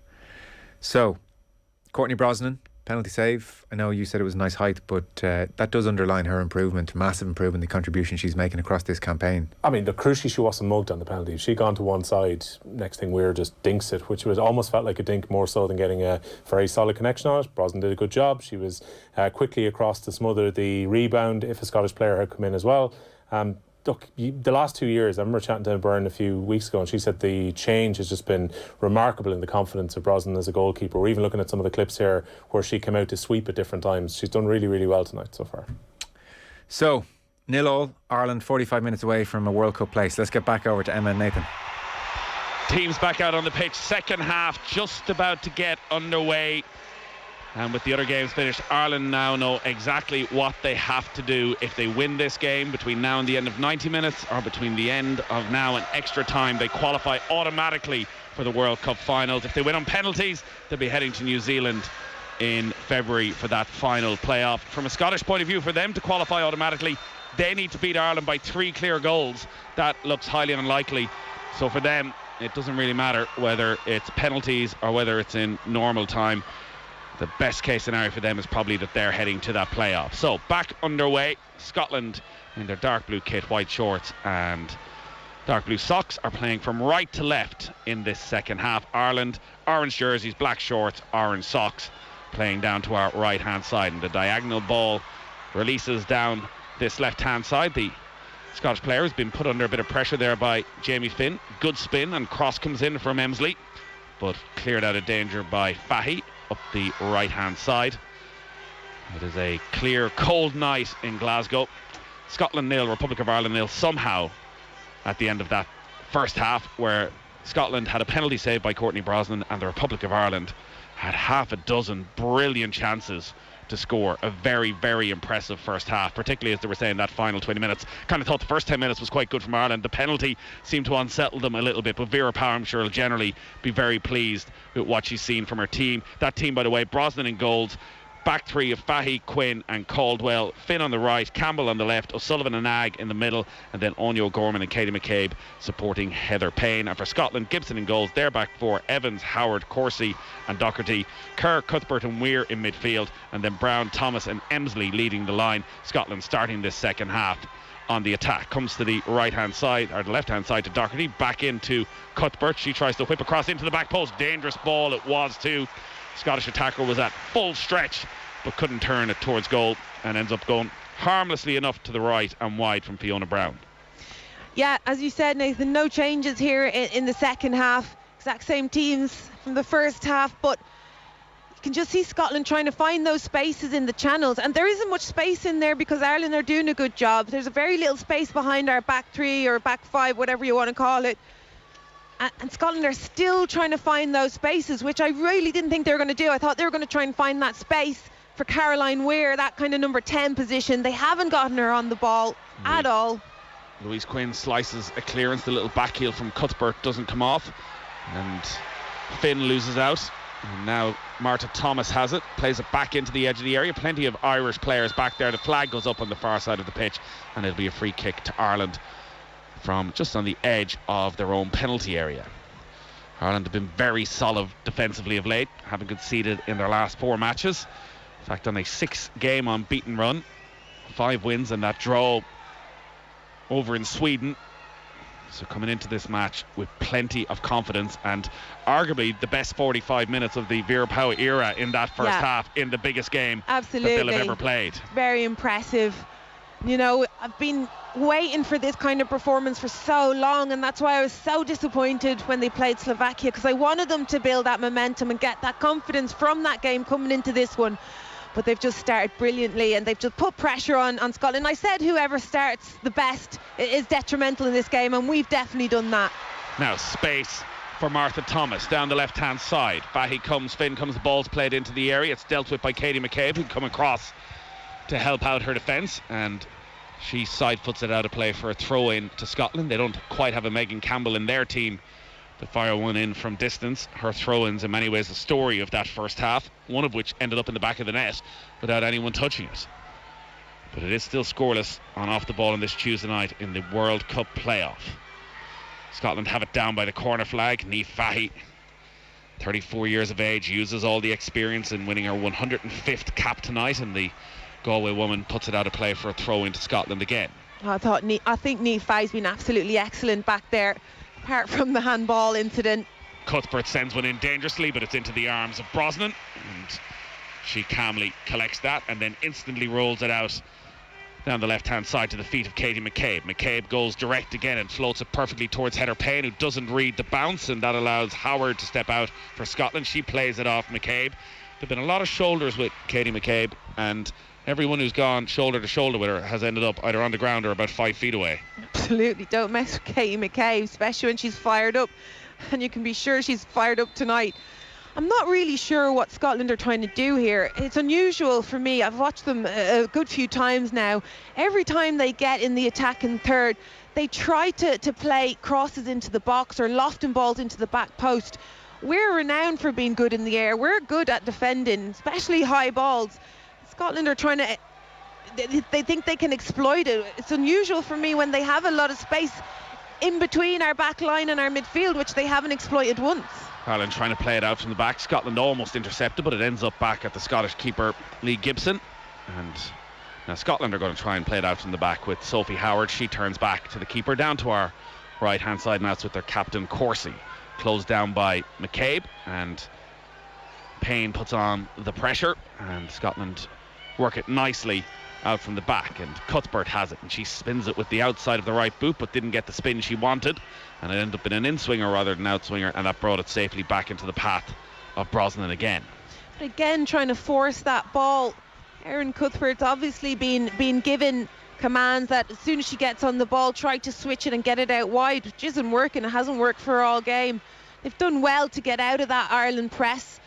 Ireland were pressing it higher than usual, and Scotland did really well to get out of it, and then giving the ball away. Now McCabe over on the left hand side, just Payne in there, but what a ball it is towards Heather Payne. It just ran away from her in the end as it hit the surface. Team to take the pace and the spin out of it. It's been the one problem. It's not usually a problem for Katie McCabe, because even if there's only one or two in there, she can generally pinpoint her crosses with such accuracy, but quite often when she has got very advanced, we haven't seen Denise O'Sullivan up there, and another Scottish clearance goes straight back to the Irish keeper.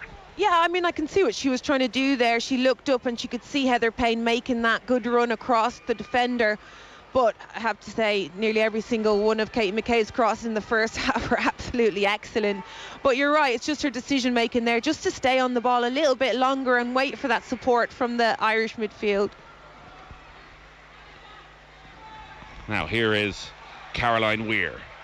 Into the centre circle it goes, and Brown helps it on, and on the overlap is Evans. Evans brings it to the edge of the area, checks inside away from Campbell onto the left foot. Evans leaves it behind, comes off the head of Ag, and then there was a little touch in there as well from Finn, and between them all they managed to clear it out. Scotland take the throw in quickly. Referee blows the whistle and says the throw in wasn't taken from the right spot. Or is she looking at something again? Is there a conversation with VAR about something? I think it was maybe for a potential handball against Jamie Finn, but there was nothing doing there, and it is a throw and space now for Cuthbert. It's not fully cleared by Ireland. Back in it goes again. The shot comes in, and it was well blocked, and it just made it very difficult for Caroline Weir to swing her left boot at that. It was Lily not Agg who was happy. right on her shoulder. She's not happy. Caroline Weir does not like this pressure. Lily Agg did really, really well. She just gave her that little nudge. Not enough for a penalty before you say anything. Just a little nudge just to put her off and make her play it out wide. But what Ireland do need to be careful of is that run from Lisa Evans. Lisa Evans is playing right back, and Kate McCabe has absolutely pinned her back there.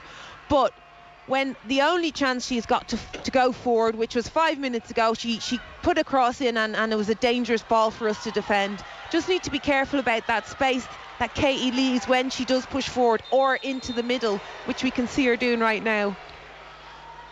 So 8 minutes gone in the second half, still scoreless between Scotland and Ireland. Scotland probably slightly the better team at the start of this second half. Sullivan just pushed off the ball, looked like there was a nudge in the back there. Scotland go long. Brosnan comes out of her penalty area this time and then fires it straight out of play for a throw in to the Scots, who can sort of play it both ways at the moment. They're happy to sustain pressure, but if they have it deep, they'll go over the top and try and get Martha Thomas of Manchester United on the end of a long ball. Drilled in low. Again, there was no time for Erin Cuthbert. Real star at Chelsea, 4-time WSL winner. And probably been the star of this Scottish team so far tonight. Certainly outshining Caroline Weir. Midfield header Payne wins it back, but doesn't fall into the path of O'Sullivan. And Scotland have it again. And there's some space on this near side then for Docherty. Onya O'Gorman in close quarters. Back it goes then to Corsie on the halfway line. Denise O'Sullivan is the one applying the press this time, and that forces the Scottish captain to go back to her keeper Gibson. It's really good press from Ireland, and it's one of the first times I can actually say that it looks a really good organised press. They're leaving absolutely no gaps in that midfield. Heather Payne is doing enough, and then Denise O'Sullivan will step out just at the right time when she needs to, and Scotland don't know what to do with it. Cuthbert out to Docherty on this left hand side, midway inside the Irish half. Docherty plays it right footed. Fahy again in the right place to get her head on it and volleyed up the right hand touch line by Finn. But back to Docherty again. Heavy touch though, gives it to Heather Payne on the halfway line. She'll try and drive forward down the right hand side and just steps over the challenge there from Nicola Docherty and forces Docherty to put it out of play for a throw in to Ireland. That is the job for Heather Payne. She's not a goal scorer for Ireland, it's fair to say, leading the line, but just one goal in this her 30th appearance. But I don't think she's not there. She's not there to score goals. Vera Pauw wouldn't have it any other way, but I think Vera Pauw knows exactly what she brings to the team. And again, this throw-in is, if you go by the lines on the pitch, 36 yards out maybe on this right-hand side for Ireland, right down below our commentary position. Inside the technical area is where Megan Campbell is going to start this. Caused absolute chaos so far. Up she runs, 7, 8, 9, 10 steps, unleashes that throw-in, in on top of the penalty spot, comes off a Scottish player's head and goes behind for a corner kick, or not. Well, maybe. From the Irish I thought it came players. off Scottish player's head, but actually it would be a relief, to be honest, if you were Scotland and you put it out for a corner rather than a throw-in. Absolutely brilliant ball again from Megan Campbell. Emsley goes straight on the attack for Scotland down the left-hand side. Here is Martha Thomas. Great international record, Martha Thomas. 10 goals in this, just her 18th international appearance. Plays her club football at Manchester United. Again, Scotland trying to force that ball every single time they get it. They're trying to force the ball over the top. It's not working. It hasn't worked once in this game, and they're still trying to do it. I'm really surprised, because players like Erin Cuthbert is excellent at getting the ball and running with it and taking on players, driving with the ball. Pass from Evans almost left short. McCabe thought she was in, but it's Scotland who emerged. Caroline Weir 30 yards out, left-footed shot, bounces just in front of Courtney Brosnan, held her ground, knew exactly what was happening, got her body behind the ball. That, I'm going to say, is good goalkeeping. Good goalkeeping and good defending from Louise Quinn. Got an expert here, you know. You leave the goalkeeper to me. To be honest, it wasn't the greatest of shots from Caroline Weir. It just bounced. It could have been an awkward bounce, but Courtney Brosnan did well. But I just want to say that the step out from Louise Quinn, she knew exactly when to do it and just put a little bit of pressure on Caroline Weir, because you definitely don't want to give that player that space. Yeah, Louise Quinn was the most recent of the Irish back three to make her debut. That was 15 years ago. That's the level of experience that is here. Cross comes in from the right hand side. Good call from Brosnan for Diane Caldwell, who could have just swung a boot at that or just knocked it out for a corner, but Brosnan was commanding, made sure that her centre-back knew exactly what she wanted to do and claimed that ball. 58 minutes gone on off the ball. Scotland 0, Republic of Ireland 0 in this World Cup playoff. Not quite the drama in the second half of the first half, and a bit of a worry here because Courtney Brosnan has gone down for no real reason, just holding. Oh, she doesn't really look that bothered, does she? I do think, I'm not saying that Courtney Brosnan is trying to slow the game down, but I definitely think Ireland are happy to slow it down. We've seen them taking their time on the free kicks. I think they're trying to draw this game out a little bit. But, maybe tonight is not the night to do it, but it's times like this that you'd love to see them just grasp the game by the neck and just turn the screw, because they are the better team out here. They are the more likely team to score. We've seen Scotland with a good possession of the ball. We speak about Scotland being the better team in most parts of this game, but actually it's the game plan of Ireland. They're sitting off, they're letting them come, but then pouncing and actually have created the better chances. And if we are going to leave it up to a Megan Campbell throw, well then so be it, if that's going to take us to the World Cup. So both sets of players have just gathered in huddles while there's a bit of treatment for Courtney Brosnan. Irish players warming up. It's actually outfield players that are warming up. You thought that was the goalkeeper because of the orange. Amber Barrett is the player who's warming up, so they're obviously not panicking just yet. Of course, this is as big as it gets for all of these players, the chance to qualify for a World Cup final, something Ireland have never done, but Scotland were at the last World Cup finals. Ended up playing England in their first match. In fact, 8 of the team that started that game have started tonight's match as well, so a lot of experience of big occasions. They only got 1 point from their 3 games in that World Cup. It was a 3-3 draw in their last group stage game against Argentina, which they gave a 3. They were winning 3-0 and they allowed Argentina to come back into the game. Definitely wasn't one of their best showcases, but again, as you said, they have the experience of the World Cup, the experience of the Euros, so let us go through, please. Half an hour to go of normal time. We'll be here for as long as it takes to get this night done. Remember, an Ireland win in 90 minutes or after extra time would mean automatic qualification, a victory on penalties, and Ireland would be heading to the playoff in February, and would just prolong the agony for everybody. Courtney Brosnan is fine to continue, and the ball is back and fired forward by Megan Campbell over on the left-hand side. And so getting towards the stage of the game where Ireland may need to think about substitutions. Lucy Quinn is down there as well. Anya O'Gorman hasn't had a huge influence in this second half so far, had that big miss in the first half. You are just joining us, by the way. Caroline Weir of Scotland had a penalty saved by Courtney Brosnan after 13 minutes, but Ireland had all the rest of the chances in the first half, including a throw-in from Megan Campbell that went into the back of the net without anybody touching it. A sitter missed by Anya O'Gorman, diving header from 4 yards out over the top of the crossbar, and then right at the end of the first half, again from a throw-in, 3 chances for Ireland, for Diane Caldwell, Niamh Fahey cleared off the line, and Lily Agg a save from close range as well. I don't know how they didn't score. No great chances for either side in the opening 15 minutes of this second half. We'll have all the reaction from the Irish camp on OTB AM from 7:30 tomorrow morning. Whether any of us will be up for that probably depends on how the next half an hour goes. Bit of space now for Weir, drilled out to the left hand side to Thomas. Here comes Scotland, pulled back towards Caroline Weir, right on the edge of the area. Lily Agg is on her shoulder again. Weir somehow emerged with the ball, 4 Irish players around her, manages to pull it back, pass into the area. Was there a handball? Shot comes in, blocked down by the Irish defence, and Courtney Brosnan saves. I think Claire Emsley would have been offside there personally, but again, we're talking about Scotland getting forward and being dangerous. It's that space in front of our back line, that space that Caroline Weir likes to occupy.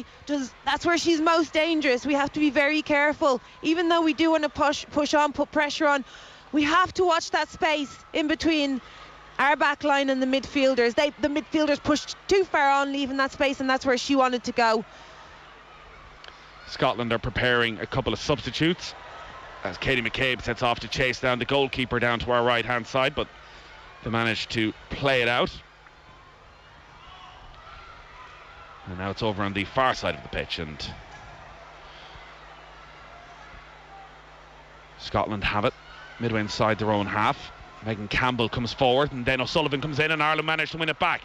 It's at the feet of Lily Agg, 30 yards out, bit of space. So Weir was onto her quickly, just as Agg thought about shooting, comes back to her again. Very scrappy shot fired in then from Denise O'Sullivan, comes ricocheting back off the Scottish player. Still there for Ireland. Late challenge goes in, Irish player down, and a free kick for Ireland, and there's 2 Irish players down on the ground. It was a scrappy enough passage of play. It was an awkward landing there as well, and the Irish physios are going to have to come on and have a look. And is that Katie McCabe who's one of those down? I think it is. She landed very awkwardly. It was almost like her left foot got caught in the turf as she was putting in that challenge.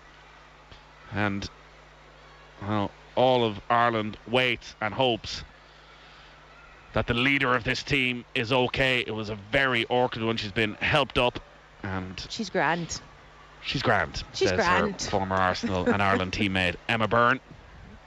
But it will be a free kick to Ireland. It is almost 35 yards out, but a chance to send forward the centre backs.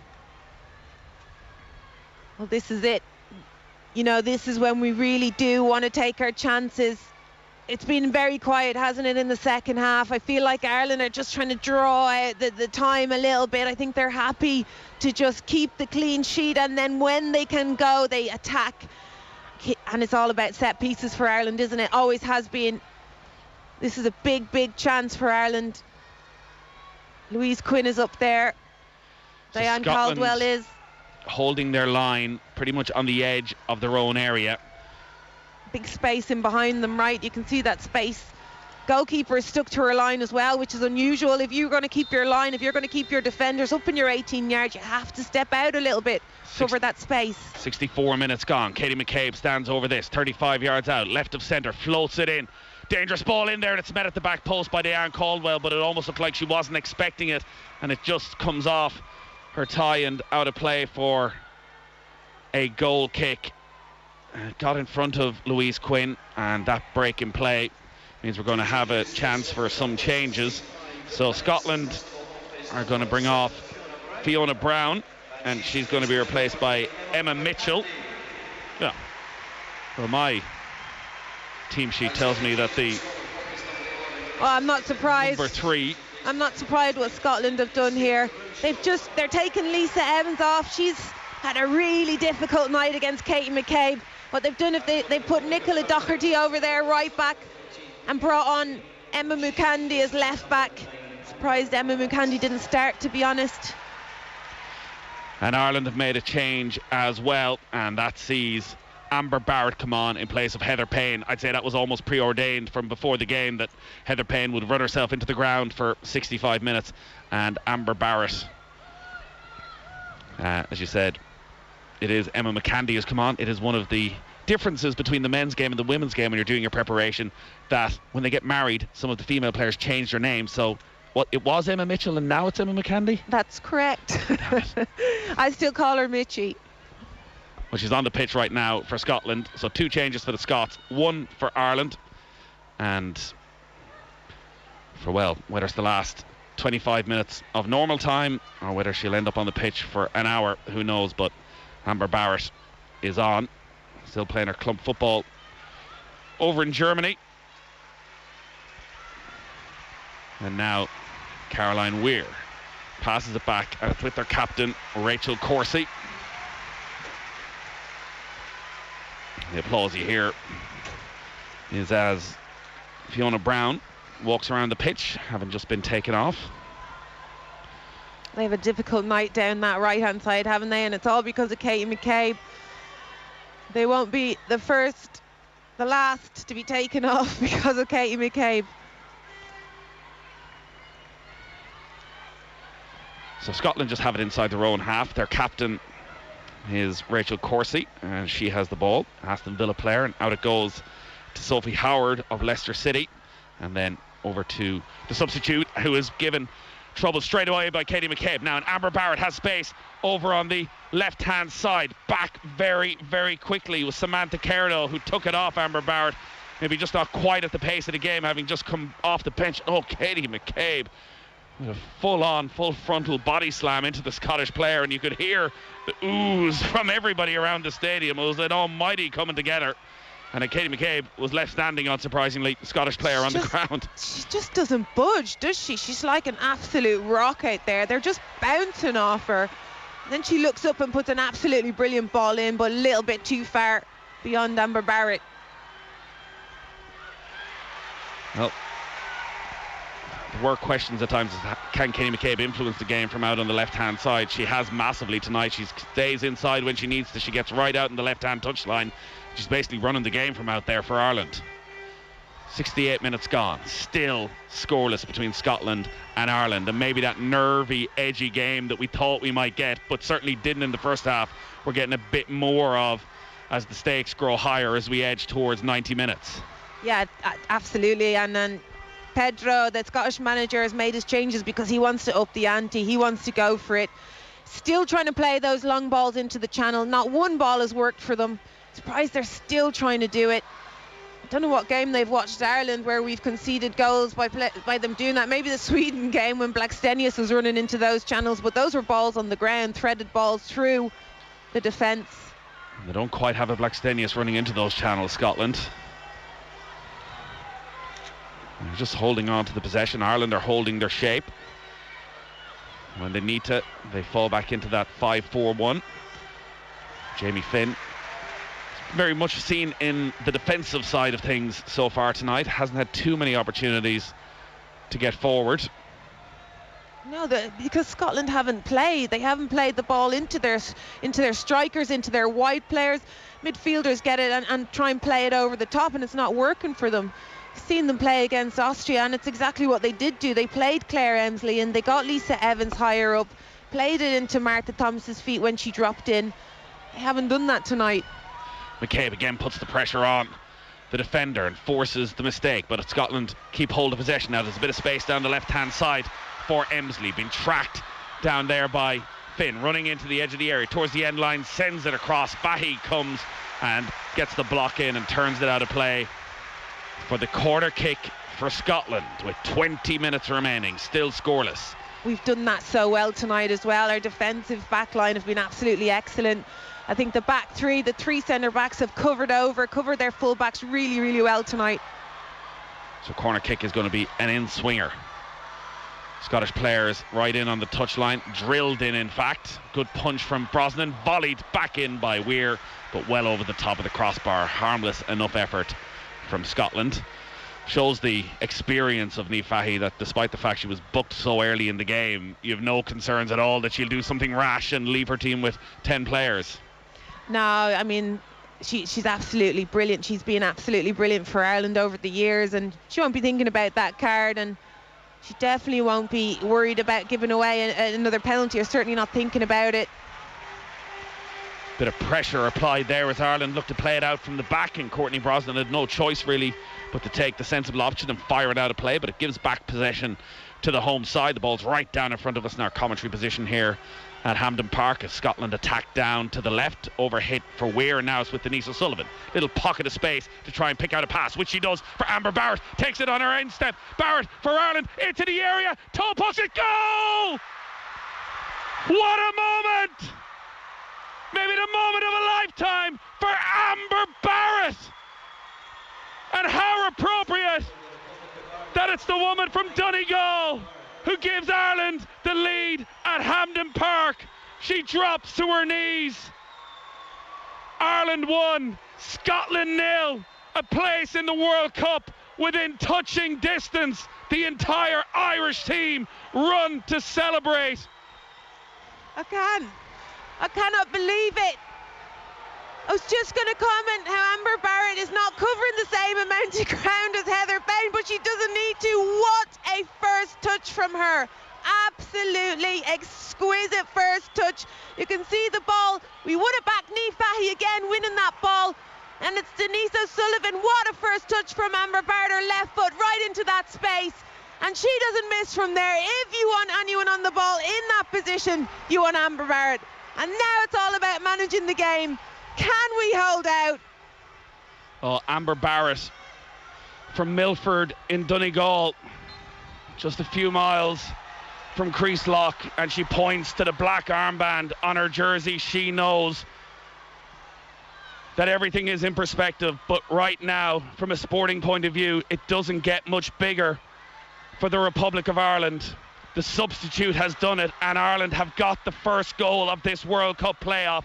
18 minutes remaining. Ireland 18 minutes away from a place in the World Cup finals for the first time in our history.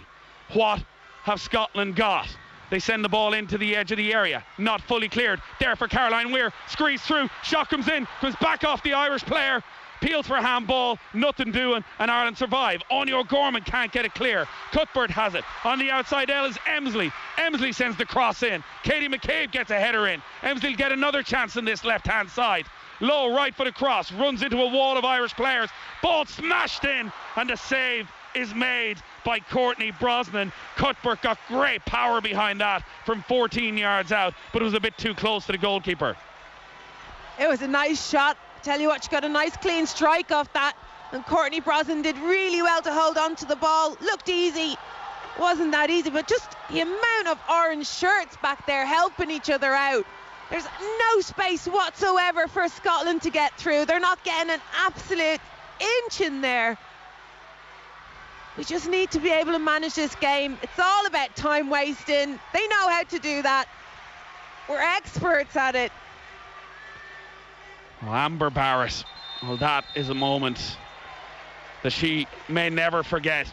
She gets a yellow card there for not letting Scotland take the free kick. But it was a brilliantly worked Ireland goal that summed up everything great about this performance tonight. Won it back in midfield, and we said Denise O'Sullivan had picked up a little pocket, bit of time for once to pick out the pass, and it was the perfect ball for Amber Barrett. But the first touch from Barrett that brought her away and in behind the Scottish defence, the little toe poke finish, it was trickling, you were waiting, was it going to hit the post, was it going to go outside? But it just nestled into the back of the net, and it was worth the wait. I literally didn't take a breath, because from the minute she took that touch out of her feet, I thought she was going to get caught. You could see Sophie Howard getting back there, but she didn't. She wasn't phased. She just was so calm. She knew exactly where she wanted to put it. Slotted it home. Scotland never free, about 10 yards inside the Irish half. They've made a couple of changes. I'll talk you through them in a second. As Ireland try to deal with this, you feel that the next 15 minutes is going to feel like 15 years, as the volley is sent miles over the top of the crossbar. So Lucy Graham has come on for Scotland, and so too has Abby Harrison, who scored the goal coming off the bench against Austria in the playoff last Thursday night. And the players going off, by the way, were Samantha Kerr and Martha Thomas. Ireland still with just the one change, but Lucy Quinn is going through a proper old warm-up down there. Don't be surprised if we see her over the next few minutes. Again, Scotland give it away, and Denise O'Sullivan has it. Crunching challenge in there, well won by Cuthbert, but Ireland are well up for the fight as well. There's a late tackle on Niamh Fahey. She's not happy about that, but the referee allows play to continue. Through the air it goes up towards Amber Barrett. Referee decides to go back and eventually give the free kick to Ireland. The boos are because play continued for about 15 seconds, but it was a very late challenge on Niamh Fahey, and she's really unhappy about that. I guess a good moan as well takes another 30 seconds out of it. Yeah, just looking at the replay here, well, Niamh Fahey doesn't complain unless she's reason to. I'm going to side with Niamh Fahey. What a disgraceful challenge that was. And she is really not happy. But you're right, just a couple of more seconds off the time. Just looking at that clock, it's not going up quick enough. 76:51. Mightn't be the greatest radio of time if we do it second by second. But it's going to feel like a hell of a long time. Australia, New Zealand, the destination next summer for the 2023 World Cup finals. Will the Republic of Ireland be in that draw at the end of this month? Right now, they are on course. Ball is back with the keeper for Scotland. So, out to the right-hand side it goes. Remember, with the permutations, as it stands, Ireland qualify. A draw and we just go to extra time, and they'll get another opportunity. So Scotland really have nothing to lose now. Absolutely nothing to lose. Got a bit scrappy. There's a yellow card there for an Irish player for kicking the ball away. This time it's Megan Campbell who gets booked as well. I think that was a bit unfair, to be honest. Megan was clear in the lines. She didn't hear the whistle. I think the referee is just on high alert about time wasting. Must be our reputation in general. So free kick. Katie McCabe's just having a word with the referee. Again, I think just trying to slow things down.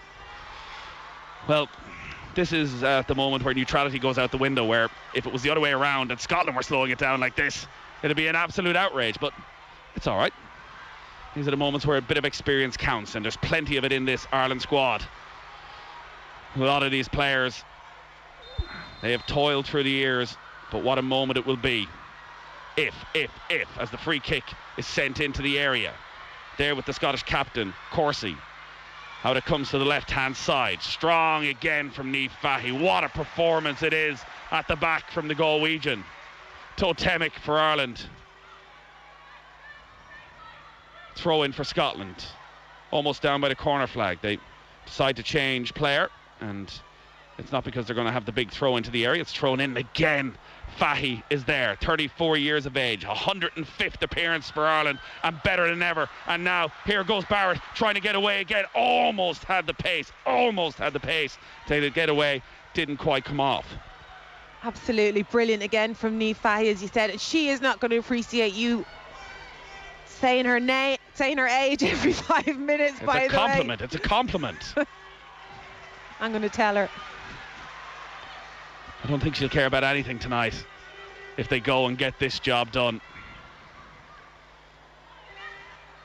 Just over 10 minutes remaining. Amber Barrett's goal is what separates the sides. Such a cool finish, considering the pressure that is on these players tonight.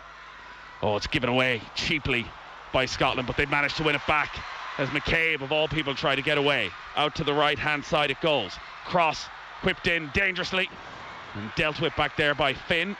Out it comes, urged to shoot, and the ball is in. Oh, it's bouncing around the 6-yard box, and it's turned behind by Diane Caldwell for a corner kick. We're going to have a few nervy moments, I suspect, over the next 10 minutes. My nerves are completely gone. It has hit the 80th minute though, which gives me a little bit of comfort. Need to clear our lines. We need to keep defending as we've done for the last 80 minutes.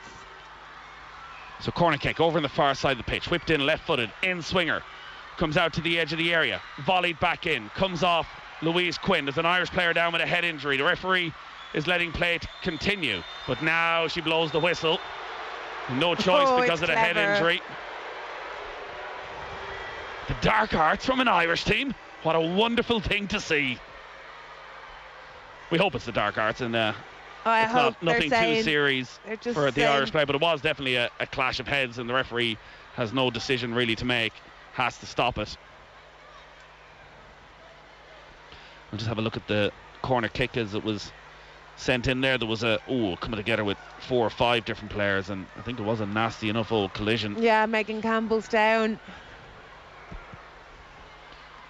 She took a right old whack. There was 4 or 5 players going up for that header, so it means we're going to have another break in play. Scotland are going to use it to make their final change of the game, and coming on is Jen Beattie,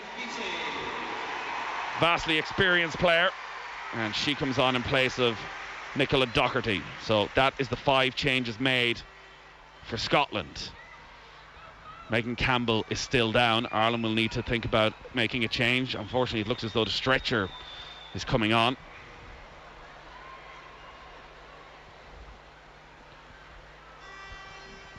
So it means we'll have some injury time at the end of this. The lay of the land on Tuesday night in Glasgow.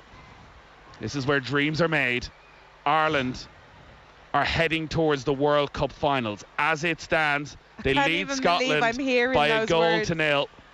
The great Emma Byrne alongside me on co-commentary. Ireland's most capped player, someone who has had a greater influence on Irish women's football, maybe more than anybody else.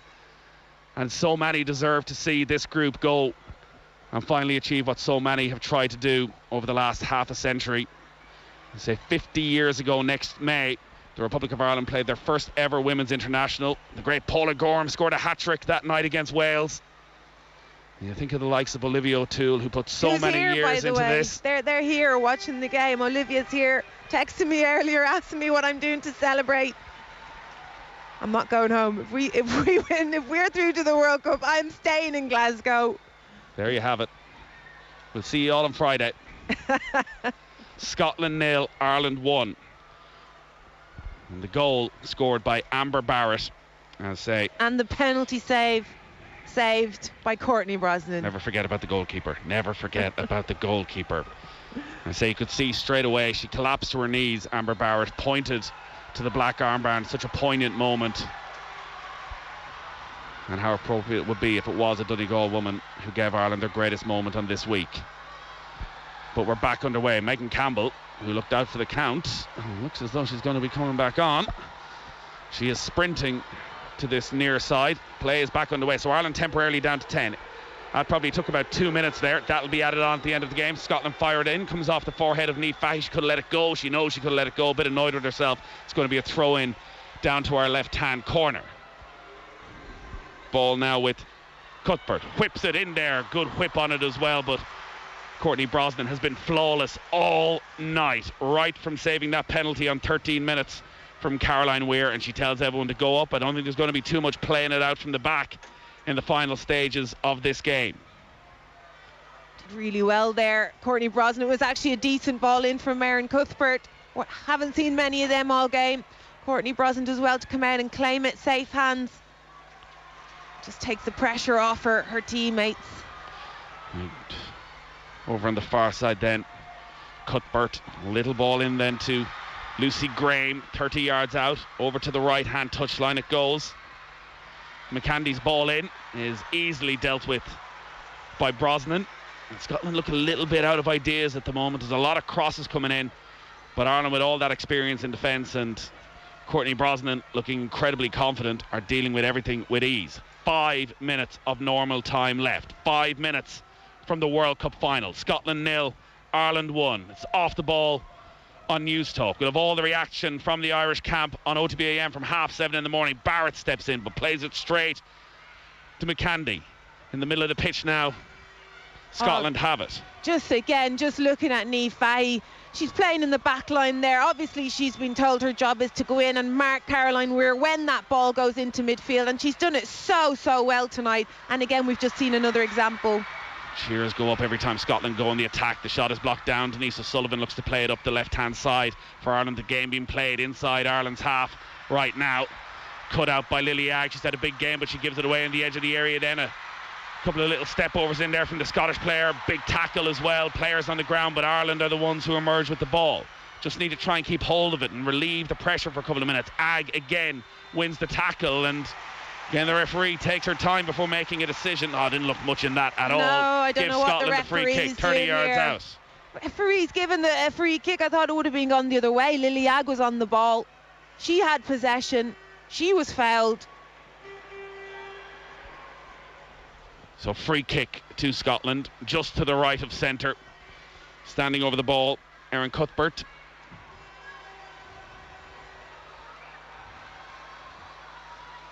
Actually feels sick.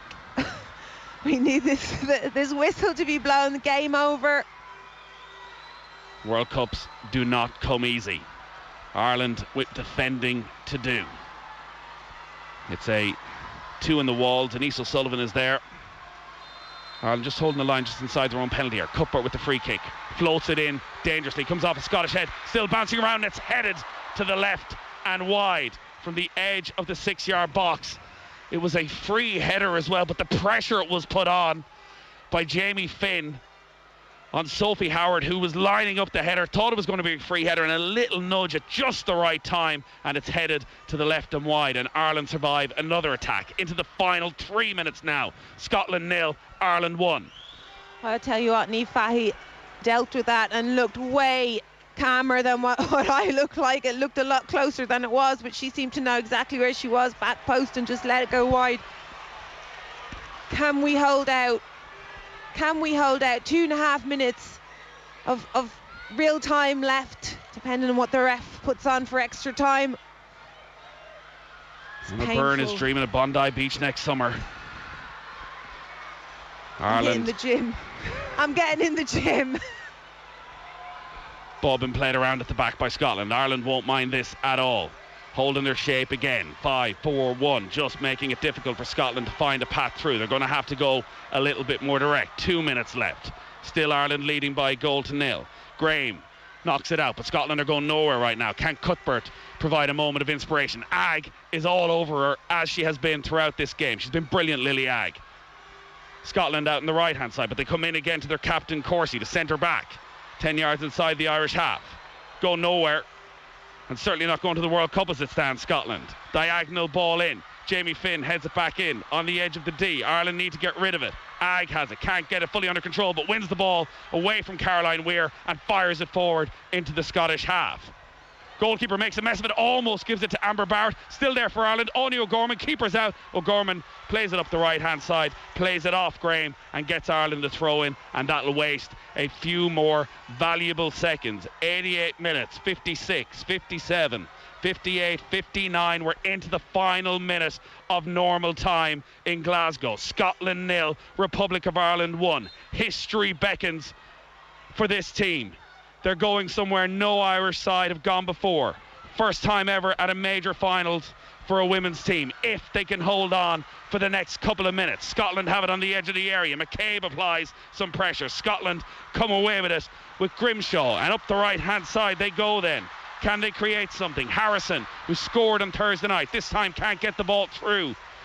Louise Quinn, what a servant she's been through the years, clears it out of danger. Yeah, absolutely. The back line have been absolutely magnificent, and we spoke about the centre backs getting over and tucking over and helping their full backs, which they've done. Ball in, up high. Brosnan collects and throws herself to the floor. We don't want to put the curse on it, but Scotland right now look a little bit of a beaten docket as the boos go around, but 6 minutes goes up on the board. 6 more minutes for Ireland to survive. A bit of cramp for Katie McCabe. That won't stop her. The Ireland captain, one of the greatest players ever to don the green jersey. But tonight, so far, it is all about Amber, the girls in Amber, and Amber Barrett, who scored that goal to give Ireland the lead. Oh, I like what you've done there, Nathan. That was quality. Will it be enough? Will it be enough?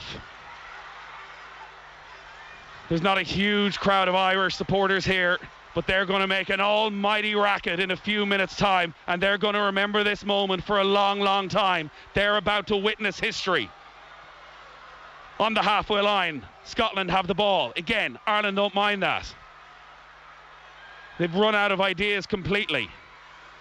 Smash forward from their captain, out to the right-hand side. Chested down, and again, Ireland have 10 players back behind the ball. Barrett tracks back as well to add a little bit of pressure. Cuthbert has been Scotland's best player, but she looks like she's done as well. Denise O'Sullivan, still with all the energy to put the press on when she needs to. Slid through to the right-hand side of the penalty area. Cross comes in. Dangerous ball. Not dealt with initially. Chance for Scotland here. Ireland have enough bodies back. It's going to be cleared. It is cleared by O'Sullivan. Only as far as the Scottish player. The shot comes in quickly. It was blocked down though, as Graham's effort from 30 yards couldn't get through that wall of orange jerseys. Header goes back from Oni O'Gorman. Ireland get away with it, and now it's played up to Barrett on the right hand side. Looked to spin away, didn't take the ball with her, and Scotland have it again. Can't do that there, Amber Barrett. You don't really want to give the ball away. Just keep the ball. You can get fouled, you can get anything, just keep it. Ball inside the centre circle. Flung out to the left hand side. Too much pace on it though, and it goes straight over the head of the Scottish winger and out of play for an Irish throw-in. We're through 2 minutes of injury time at Hampden Park. Vera Pauw looks around, looks to her backroom team. Well, she's been through her own personal turmoil publicly in recent months. What a moment this will be. She is so close to leading Ireland to the promised land, and she's got her team to produce their greatest performance on their biggest night. Into the area it goes, onto the head of Quinn. Shot volleyed in. Fahy is there again. Barrett can't get the block in. Corsi. Out to the right it goes. Chance for McCabe to get in. McCabe gets there and just smashes it forward from 20 yards inside her own half. She might have even been shooting from there. 92 minutes, 40 seconds. Still another 3.5 minutes to go at Hampden. Yeah. Ireland have been brilliant since going in front. They've allowed Scotland to create little or nothing. They've sat back, but they picked their moments to press, and they haven't really invited Scotland onto them. Poor control allows Anya O'Gorman to smash it forward. They've just been absolutely magnificent tonight, haven't they, Ireland? They haven't put one foot wrong. Best performance I've seen from Ireland, specifically in that first half. Absolutely brilliant. 3 more minutes. Quinn again with the important header as the long distance cross came in. But all the Irish clearances are going straight to Scottish players. Well, little nutmeg might come off. Weir goes to ground inside the D. Referee says nothing doing. It'll be a throw-in instead to Scotland on this near side. 2.5 minutes of injury time remaining. Ireland with more defensive work to do. Brilliant challenge again from Jamie Finch. She's been rock solid on that right-hand side. Turns it out of play for a corner kick. Is the keeper going to go forward? Looks to the sideline. Scotland sending almost everybody in there.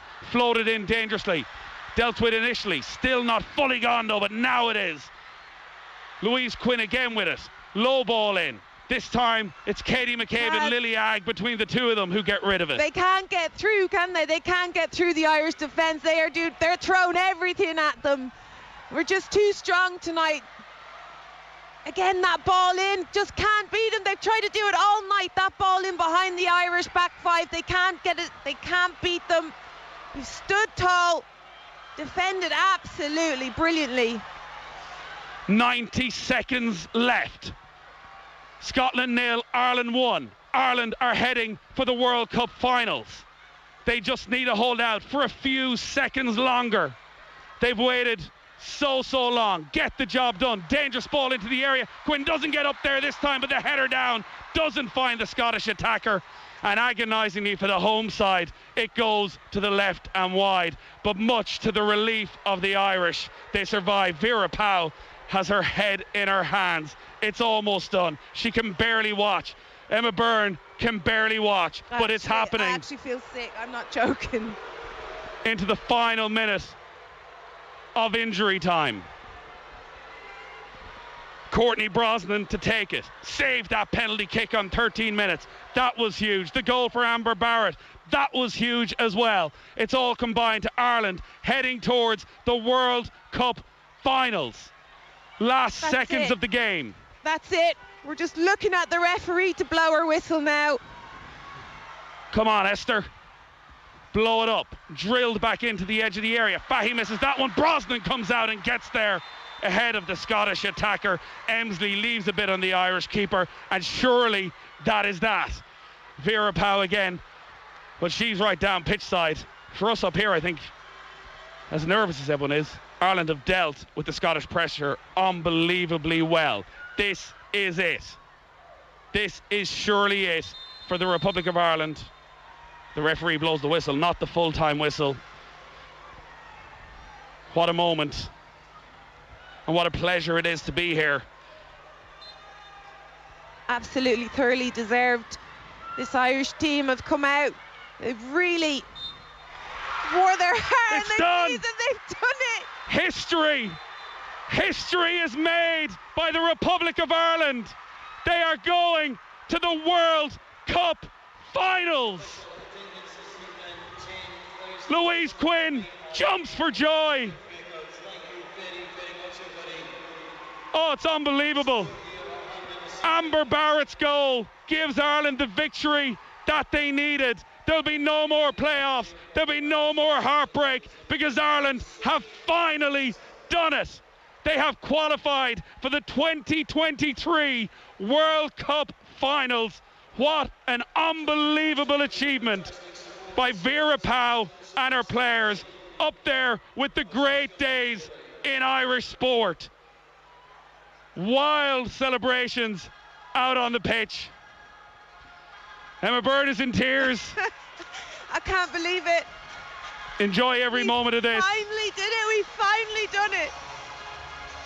And what a performance from the girls as well. We're not talking about the defensive performance, sitting off, not playing well, getting there by the skin of their teeth. They did it because they played absolutely brilliant in the first half. They were pure professional, defended excellently, and you can see heartbreak for the Scottish, but I'm sorry, we deserve this one. They certainly do. It has been a fight every step of the way for so many Irish women over the last half a century when it came to Irish football. Scrapping, been turned down, been pushed away, been told what they couldn't do. Well, this group of players said enough is enough. And when you think back to Liberty Hall in 2019 and the stand that was taken by the woman beside me and so many players out on that pitch, it changed the course of Irish football history forever, and they have got their reward today. They are heading to the World Cup finals. We cannot say it enough. Ireland are heading to the World Cup finals. They have beaten Scotland by 1-0. Courtney Brosnan with the penalty save. Amber Barrett with the winning goal. It's one we'll be seeing for years and years to come. The Scottish are devastated. The Irish, I think, can't quite believe it. We're going to Australia. Surely. No, there's no surely. Screw you, accountants. You can't stop us now. We're going to leave it there. We're going to have loads of reaction on OTB AM on all our social channels. We're going to talk to Vera Pauw. We're going to talk to the Irish players. We're going to let Emma Byrne somehow calm herself down and try and pick through the pieces. I need a drink. Of one of the great nights in the history of Irish sports. There's never any shortage of that in Glasgow, and there will be plenty of it drunk over the next few hours. Amber Barrett, your name will be sung long into the night. It has finished in the World Cup playoff. Scotland 0, Republic of Ireland 1. Republic of Ireland have qualified for the World Cup finals. Good night. Give him a ball and he out of grass. He'll give you a move for the perfect pass. Give him a ball and he out of space. He'll give you a move